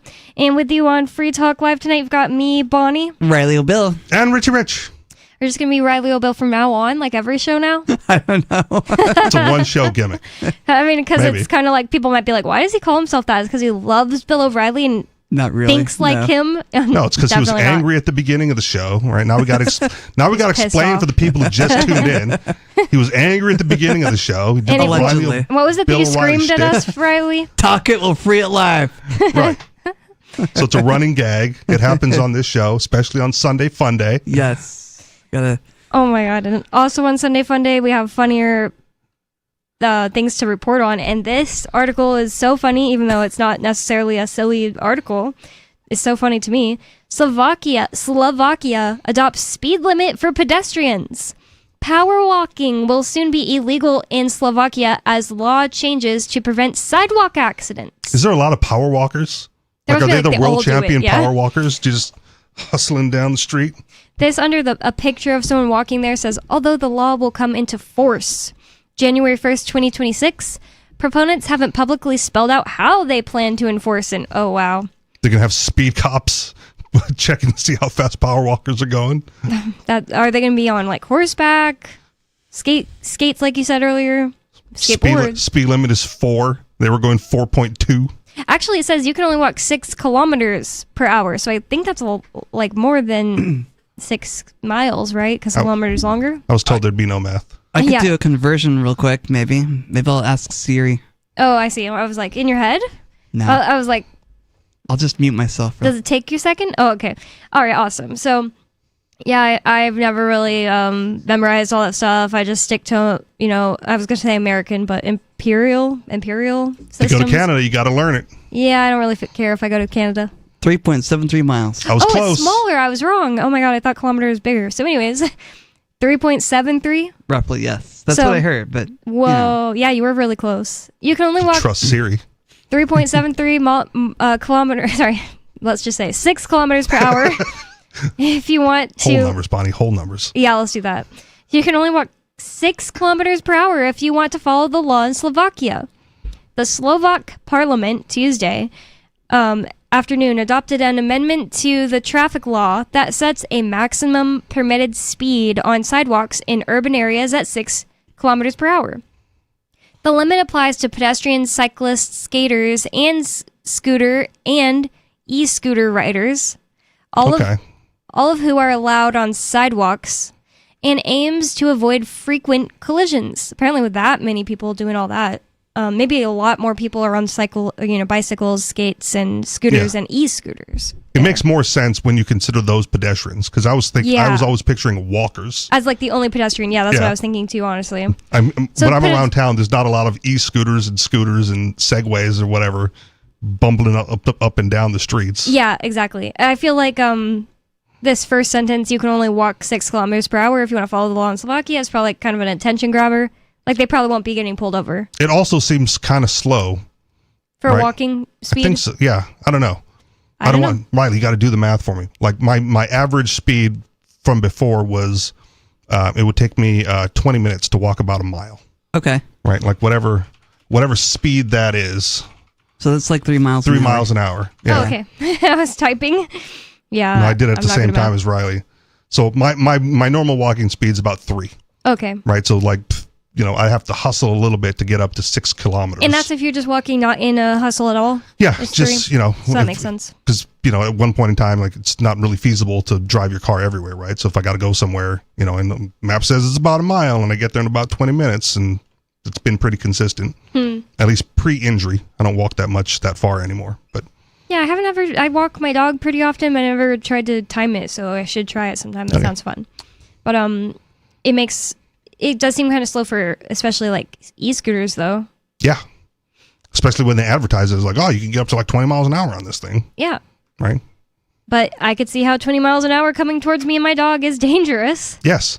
Well, and again, like, if the law wasn't there, it's just imperative on people to assess the dangers of the situation. Mm-hmm. Right? And who's going to be in the wrong. Mm-hmm. And if you're on an e-scooter going 20 miles an hour through like a crowded sidewalk and you hit somebody, right? There's no community jury on the world that's going to be like, no, it was the walker's fault. Yeah. Right? Like you're on the danger thing. You be more careful. Yep, that's definitely true. You're the one that's going to hurt the other person if you collide. Right. Possibly kill a little dog or a baby. We can't have any Or dead baby coconuts in the street. What'd you say? We can't have any dead coconuts in the street. Oh my god. What did you say? No, I'm just kidding. That didn't matter. Are you threatening me? No. It says the amendment sparked a wave of amusement on social media, with some wondering whether running to catch a bus could get them fined. You miss your bus, get detained for half an hour by the cops. Oh my god, it's awful. That would be awful. On Thursday, They're setting up shop in the bushes by the bus stop. They're trying to get ready to find anyone who's running to that bus. I've ran to school bus a lot in my day in school. We've got an unauthorized marathon coming through. Oh my god. Line them up. What's funny about that is I guess you do have to get a permit for it if you're doing it in the road, but yeah, whatever. Stupid. Being Got to train for it somewhere. Yeah. It says the amendment sparked a wave of amusement on social media. Yeah, that's a good point. Now you can't even go for a run. Like I see people go for runs. They've got to be going faster than 6 kilometers per hour. Oh, I'm sure. Oh, yeah, guaranteed. I'm never worried they're going to hurt me. Like if I see them coming towards me in Coconut, I'm never like, oh no, I can't get out of their way in time. But it's definitely got to be more than just a leisurely walk speed. Yeah, and if there's room, they'll usually give you plenty of space and go around you, as they should. Mm-hmm. Yeah. Yep, I've even seen people jog in place when it wasn't really possible for us to both get around each other. And they'll do that at stoplights. Oh, yeah. Right? They want to keep the movement going. They're following the law as it is written. They said on Thursday the police clarified the law was not intended for pedestrians. So now we are using the word pedestrians, right? What? He said, I must clarify that is not true. Police Vice President Radislav, I'm sorry, this guy. It's Slovakian. It is Slovakian. Okay, maybe I can say it. It's Radislav Oh, sorry, I thought it said Polkovich. No, you know what? Never mind. I'm just not going to try. Too late. You already tried. Okay, let's say Polkovich. Then that's not it. So Radislav Polkovich told Slovak Media, the rule is intended for people using roller skates, scooters, skateboards, skis, or similar sports equipment. I guess maybe it's cold there? Okay. Or maybe there's another type of skis that's for land. I don't know. Other types of similar sports equipment, as well as cyclists up to 10 years old. Up to 10 years old? So they're going to harass kids instead of the actual cyclists? Not 11-year-old? That's weird. That is kind of weird. Yeah, what does that mean? Cyclists up to 10 years old. 11-year-old rides by and flicks off the police officer. Including their escorts. Can't catch me. Whoa. Wow. 11-year-olds with escorts? That's a funny word for it. It's a different world. Can we use the word chaperone? Yeah, chaperone. There we go. The measurements should focus on these groups. Should focus. They haven't even figured this out. They have not fleshed this law out, and they made it law. Like, it's not being talked about. It's actually a law. Should focus also means that if they want to, and at their discretion, they will use it to harass people. That's a good point. The main goal is to increase safety on sidewalks in light of the increasing number of collisions with scooter riders. So why not just do the scooters? Well, then again, maybe they're just saying scooter as another... Categorize scooter as bicycle and make them go on the road. Yeah. I've seen pretty fast scooters, those types that are electric. Yep. Maybe that's what he's talking about. Probably. Sorry. They have them around in a lot of other big cities. They have those around, and even in Manchester. Yeah, like I forget the names of the companies, but you pick up your scooter, you put in your credit card or whatever, enter it into the app, and then you dump it wherever and exit out. Yeah, but those are pretty fast and also dangerous on the sidewalk. Yep.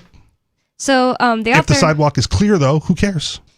I guess that's what the author of the amendment, and I'm not going to say his name. Okay, fine. It's Lubomir Vanzi. That one's easier. Of the leftist populist smear party of Prime Minister Robert Fico, which is part of the ruling coalition. The amendment will be useful in proving violations, the lawmaker said, especially in cases where it's necessary to objectively determine whether they were moving faster than what's considered an appropriate speed in areas meant primarily for pedestrians. This is a huge thing that I've noticed about the government often. It's like they take away our ability to say, you know what, I can tell in this situation that was fine. Now you're just saying, well, 6 kilometers, that's it, period. That's it. Yeah. And that's so stupid. It is. It's a ridiculous way to set a standard that everyone must follow. Like sometimes there's something that the majority of people think it should get you in jail. But then people are like, well, obviously this situation, obviously that's not it. But it won't matter to the police. They're like, duh, it says so right here. Yeah. So they take away our ability to use gray situations or to say, oh, that's technically in the against the law, but it's fine. There's nothing sillier as a car driver than sitting at a red light at 3:00 in the morning. Yes. Right? When no one's around. Mm-hmm. I'm just gonna go through. Yeah. Leave me alone. And you get pulled over. Like, who's in harm? Like, come on, man. And like I said earlier, it says, although the law will come into force January 1st, 2026, proponents haven't publicly spelled out how they plan to enforce it. But even though it literally became law, this is a weird country. Well, I mean, they have that here too. I mean, that's not uncommon, right? They'll pass the law and it goes into effect later. Wow. Right. So it says the average walking speed typically ranges from 4 to 5 kilometers per hour. That's less than 6. Oh, kilometers, sorry. All right, sorry. Yeah, it's less than 6, so that's why they made it 6. However, the British Heart Foundation reports that a pace of 6.4 kilometers per hour is considered moderate for someone with excellent fitness. Okay. Like Turd Ferguson. Oh, Turd Ferguson can't go to Slovakia. Do we know how fast he can walk? He's just always saying he has perfect My record body is 7. Before it turns into a light jog. The opposition criticized the change, and even the Slovak Interior Ministry said it would be more appropriate to prohibit e-scooters from the sidewalks than impose a general speed limit. Yep. I can't believe I already solved their problem, and I've been listening to this article for 5 minutes now. Yeah. Martin Pecker of the... I'm telling you, that's what that one says. That's an easy one. Yeah. Of the opposition Liberal Party, Progressive Slovakia said pedestrians face danger from cars, not cyclists or scooters. That's not necessarily true, but okay. And that the amendment penalizes sustainable transport. If we want fewer collisions, we need more safe bike lanes. No, never mind. There's no safe answer. There's no good answer. Okay, sorry. That was me interrupting. We need more safe bike lanes, not absurd limits that are physically impossible to follow, Pecker said. At the mentioned speed, a cyclist can hardly keep their balance, he added. Interesting. Yeah. Well, that's the article, and that's... Well, that's also physics, right? Two wheels, the faster you go, the more stable you are. So, yep. Get on the road. Well, I hope that we can tell Sarah about that it actually happened. Yeah. I hope so, too. I'd love to hear Sarah's response to this. She might be like, oh, that's good, and move on to New Mexico. Oh, excellent. I hate scooters, too. If they're going to impose scooter lanes, right, impinge on the sidewalk, not on the road. I wonder, yes, definitely. You might not ever use this street, but there's a street in Keene that I use very often called Island Street, and it's been Island Street Bridge closed for months now because the construction here is like the slowest of anywhere I've ever lived. And so the Island Street Bridge has been closed, and also the street. And finally, it's been open every once in a while. And when I went there recently, we realized they narrowed the road. Okay. To add big sidewalks. I feel like I remember there being sidewalk there, but I think maybe not in the whole entire street. So they put it on the whole entire street, but they've narrowed the road to do it. Very much narrowed the road to where it's Okay. like a very narrow road now. And it's a street I would typically use all the time. So it's going to be Okay. awful. All right. Aren't the roads here really narrow anyway? I wouldn't say really like Boston. Okay. Like in Keene, every once in a while I go on one that's kind of narrow. Oh yeah. You know what, Well- Riley? You might hear that on like somebody going on like Union Street, Cross Street. Like if I'm going from Court Street to Washington Street, those ones are pretty narrow. You're right. Yeah. I'm thinking of like all the ones I use often. Well, I'm just thinking about the roads in some parts of Utah that are really, really wide. Yep, definitely better over there because it was like planned before being built. And in Yeah. I'll say credit where it's due in your island road situation. The alternative to widen the sidewalks would have been eminent domaining people's property Yeah. that abuts the sidewalk. That's a good point. And it's better to like narrow the government road and extend into private property. The crappy part about it is just that it's like such a busy road. It's not like Okay. one of these, like one of the ones I was just describing to Riley is like, you know, like every time I go there and there's a car coming towards me, like we got to just kind of slow down and be careful about it and get it done. But Yeah. if it's just like car after car after car, it's going to be like very difficult. And it's weird. I've never lived anywhere where I've seen that, but I guess Especially you're with right. cars getting bigger and trucks getting bigger. I know year that's after what year. makes me a little upset too. And I can't say I drive the smallest car. I drive a Toyota RAV4, but apparently it's the most common car in America. Okay. Which is so weird. I never would have guessed that, but I wanted one in high school. Never got one. I really like it a lot. But I like it's the nothing two-door like model. these giant trucks that you see Right. on the road nowadays. That's so It annoying. must be an older car then. It's because- 2007. Okay. Yeah, that's old by now. Is It's like the- 18 years old. Is the newest RAV4 big? I don't know. Like the annoying giant car? Because I don't know. Right, but because of CAFE standards and the way the government levies restrictions, right, trucks and that class of vehicle tends to get bigger over time to comply with fuel mileage regulations. And also, I've heard safety. So it's like, well, the plastic and metal outside get bigger to like make it to where you don't get hit. No. I don't know. That's just what I've heard. Maybe not compliance, but they want to make it seem safe or something. Yeah. Like, if you're in one of those giant cars where you feel like, wow, I'm sitting here, I'm looking around, and there's so much car around me, I'm so safe. You know. Yeah, I mean there might be safety innovations, but that's not generally why cars have gotten bigger. They might have needed to do that as cars have gotten bigger, but also the physics of crashes would the how do I want to phrase this? Modern cars get totaled faster because they're not built to be repaired. Because for energy disbursement, when you do get into accidents, like all the things flying off the car is safer for the driver than absorbing the impact. I've also heard that like Volvos used to be so sturdy and strong that I heard this today from Angelo. Volvos used to be so sturdy and strong and like well made that they actually had to like kind of make them more steady and strong, because when you get in a car accident with like a giant hunk of metal as opposed to like something like you're saying that would fall into pieces, then it's more dangerous for who you hit. Yeah. Maybe you in the car too. But in other news, I mean, Volvo used to be the safety innovator, right? And that's why you would buy a Volvo, because it was the safest car on the road. I wonder if it still is. I don't really know. For some reason, I feel like I've heard that the car you have. Wait, maybe you don't want me to say it. I won't say it. But, I drive a Subaru Forester. I have one too. So Okay. I was going to say that, but I've heard that's the safest car. It might be, but as a car manufacturer, right? Volvo is commonly considered to be the safest, right? Commonly comes up with safety innovations that are then implemented by other manufacturers, and that's their claim to fame. So much so that you've seen the original movie Beetlejuice, possibly? No. Okay, I'll Never watch seen that it. movie. Yeah. They purposely use a Volvo in the accident to start the movie, because no one's, at the time, and I don't know if this is still true, but no one's ever died in a Volvo, like a specific model Volvo, in an accident. Wow. Like it's never happened. That's funny. People will die in a Forester, right? But not a Volvo.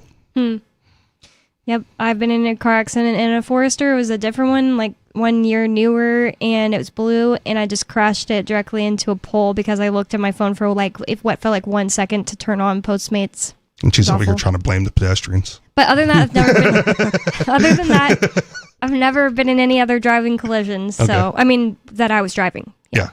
So- I've never hit anybody. I've been hit several times. Yeah, and I've also, okay, wait, maybe this counts as a driving collision. I tried to say like, well, not on the road, but twice in the same like realm of couple months, and I was a weed smoker. To bring it back to the earlier conversation, I was like, all right, gonna go to work now. Good night, bye to my family and friends, and in the other time, and I backed up my car into their car. Okay. Directly right into it. Like, what just happened? Why am I stopped? Literally.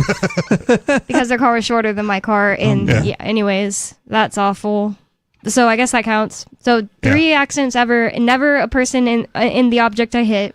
Yeah. Never any injuries. Depends how hard you hit them. Because again, at my mom's house, when I was in high school, I had a car and my stepbrother had a van.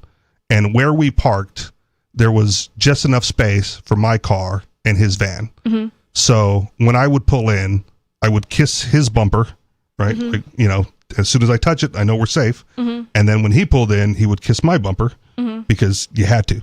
Like there was no space between like the driveways unless we were that close. So, you know, either kiss it or get like, if you know you're an inch away. But yeah, but I don't count those as accidents. Like, definitely. No one was ever in any of the cars I hit like that either. Yeah, okay. Either of them, because it was twice. But real quick, New York Times, what's missing from your favorite chocolate bar? It may be chocolate. Yeah.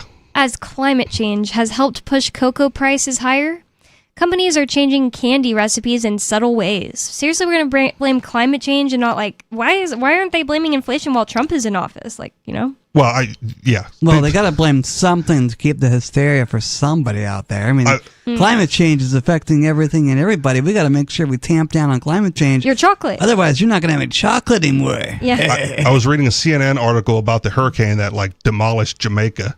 Oh. And the CNN article was like, and man-made climate change is to blame. Like, really? Like, that's... Can you prove that? They tried, right? It's in the article. That was their claim. Jamaica devastated due to man-made climate change controlling the hurricane's ferocity. Whoa, this is crazy. The article I've been looking at looks so tasty. It's a pack of Rolos. I haven't had a Rolo in a while. Me either. It says Rolos are one of several candies whose packaging has been changed to omit the phrase milk chocolate. Yeah. They are now called a rich chocolate candy. Yeah. What? I mean, go to the ice cream section of your store. There's certain things that aren't ice cream, right? Frozen They're dessert. Frozen dessert. Yeah, frozen dairy dessert. Right, because there's not enough cream in there to call it ice cream anymore. Because ice cream is a well-defined thing. Regulated by the government. Yep. It says almost no one noticed when sometime over the last few years, the packaging on Almond Joy, Mr. Goodbar, and Rolo was updated to remove the words milk chocolate. The edits were easy to miss. The description on the front of the Mr. Goodbar wrapper changed from milk chocolate with peanuts to chocolate candy with peanuts. I'm a little confused as to why yet, but I guess we'll see. Because the government probably, the FDA Defines probably has milk defined milk chocolate as contains a certain amount of milk and or a certain amount of chocolate. And if you don't fit that definition, you can't call it milk chocolate on the package. Oh, that makes a lot of sense. It says, I realized this earlier this year after eating a disappointing chocolate bar. It wasn't spoiled, it just didn't taste like I remembered. As a reporter who covers the climate, I'd read about global warming contributing to the drought in West Africa and New Hampshire. I'm just kidding. There was a drought apparently this year. It was the best year ever. So it says... At least if you don't like rain. Yeah, the river don't like levels rain. are low. So it was. It absolutely was the best year ever in New Hampshire because every year I've lived here, it's raining every single day. And people are like, it usually doesn't rain this much. And it did for 4 years I lived here. Yeah. Every single day. No, I'm just I kidding. feel It like feels they're right. Coming from Hawaii, where a rainstorm can last several days, Mm-hmm. like in New Hampshire, I don't think I've experienced that many multi-day rainstorms. Yeah, but it seems like... How many years have you lived here? I'm probably in my 6th year, 5 years, or in my 8th year, 7 years total. Like I got here in 2018. If I'm being at least like as fair as possible, I'd say from 2023 to 2023 and 2024 were like extremely rainy, and people kept saying to me, well, you know, this isn't really common. And maybe they're right about that. But I'm just so happy that it was a quote unquote drought this year. I don't even care about any of the consequences. Like I didn't face any of the consequences, so I don't care. Like There's not a lot of consequences to rain either, except for people forget how to drive. I just don't have a, garden in my yard, so I don't care. Like I still watered my plants. It wasn't affecting me like that. Water your own plants. Like my plants inside my house. Pay for the water yourself. Get a sprinkler system installed. Yep, it was wonderful. Well, if there's no rain to fill the aquifers for the water to come from? Well, Then we can buy it from a neighboring state like California. Well, Yeah, California how do you doesn't do it in a voluntary way, but you know what I mean. How do you think Vegas gets water? They're in a desert. They Yeah. don't have a water shortage. Yep. they're stealing water from other places, and that's creating other problems. So Yep, there you are go. problems with the way they do it, but I think it could just be done voluntarily. Yes. Sure. Just like all trade. More Free Talk Live next Saturday. freetalklive.com for more. Thanks for listening. Peace.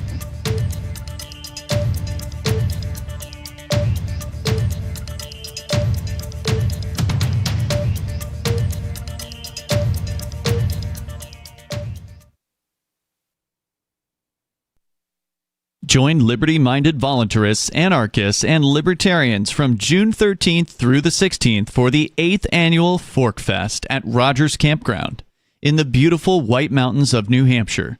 Fork Fest is a fork of the Porcupine Freedom Festival, which has sold out in recent years. Fork Fest happens the weekend before the Porcupine Freedom Festival. Fork Fest is decentralized, which means that there's no ticket cost and no one is in charge. All you have to do to join the fun is reserve your camping site, RV site, or motel room with Rogers Campground for June 13th through the 16th. You can find out more at the unofficial website, forkfest.party. You can also connect with other attendees on the Forkfest Telegram and Matrix chat rooms, as well as the Forkfest forum.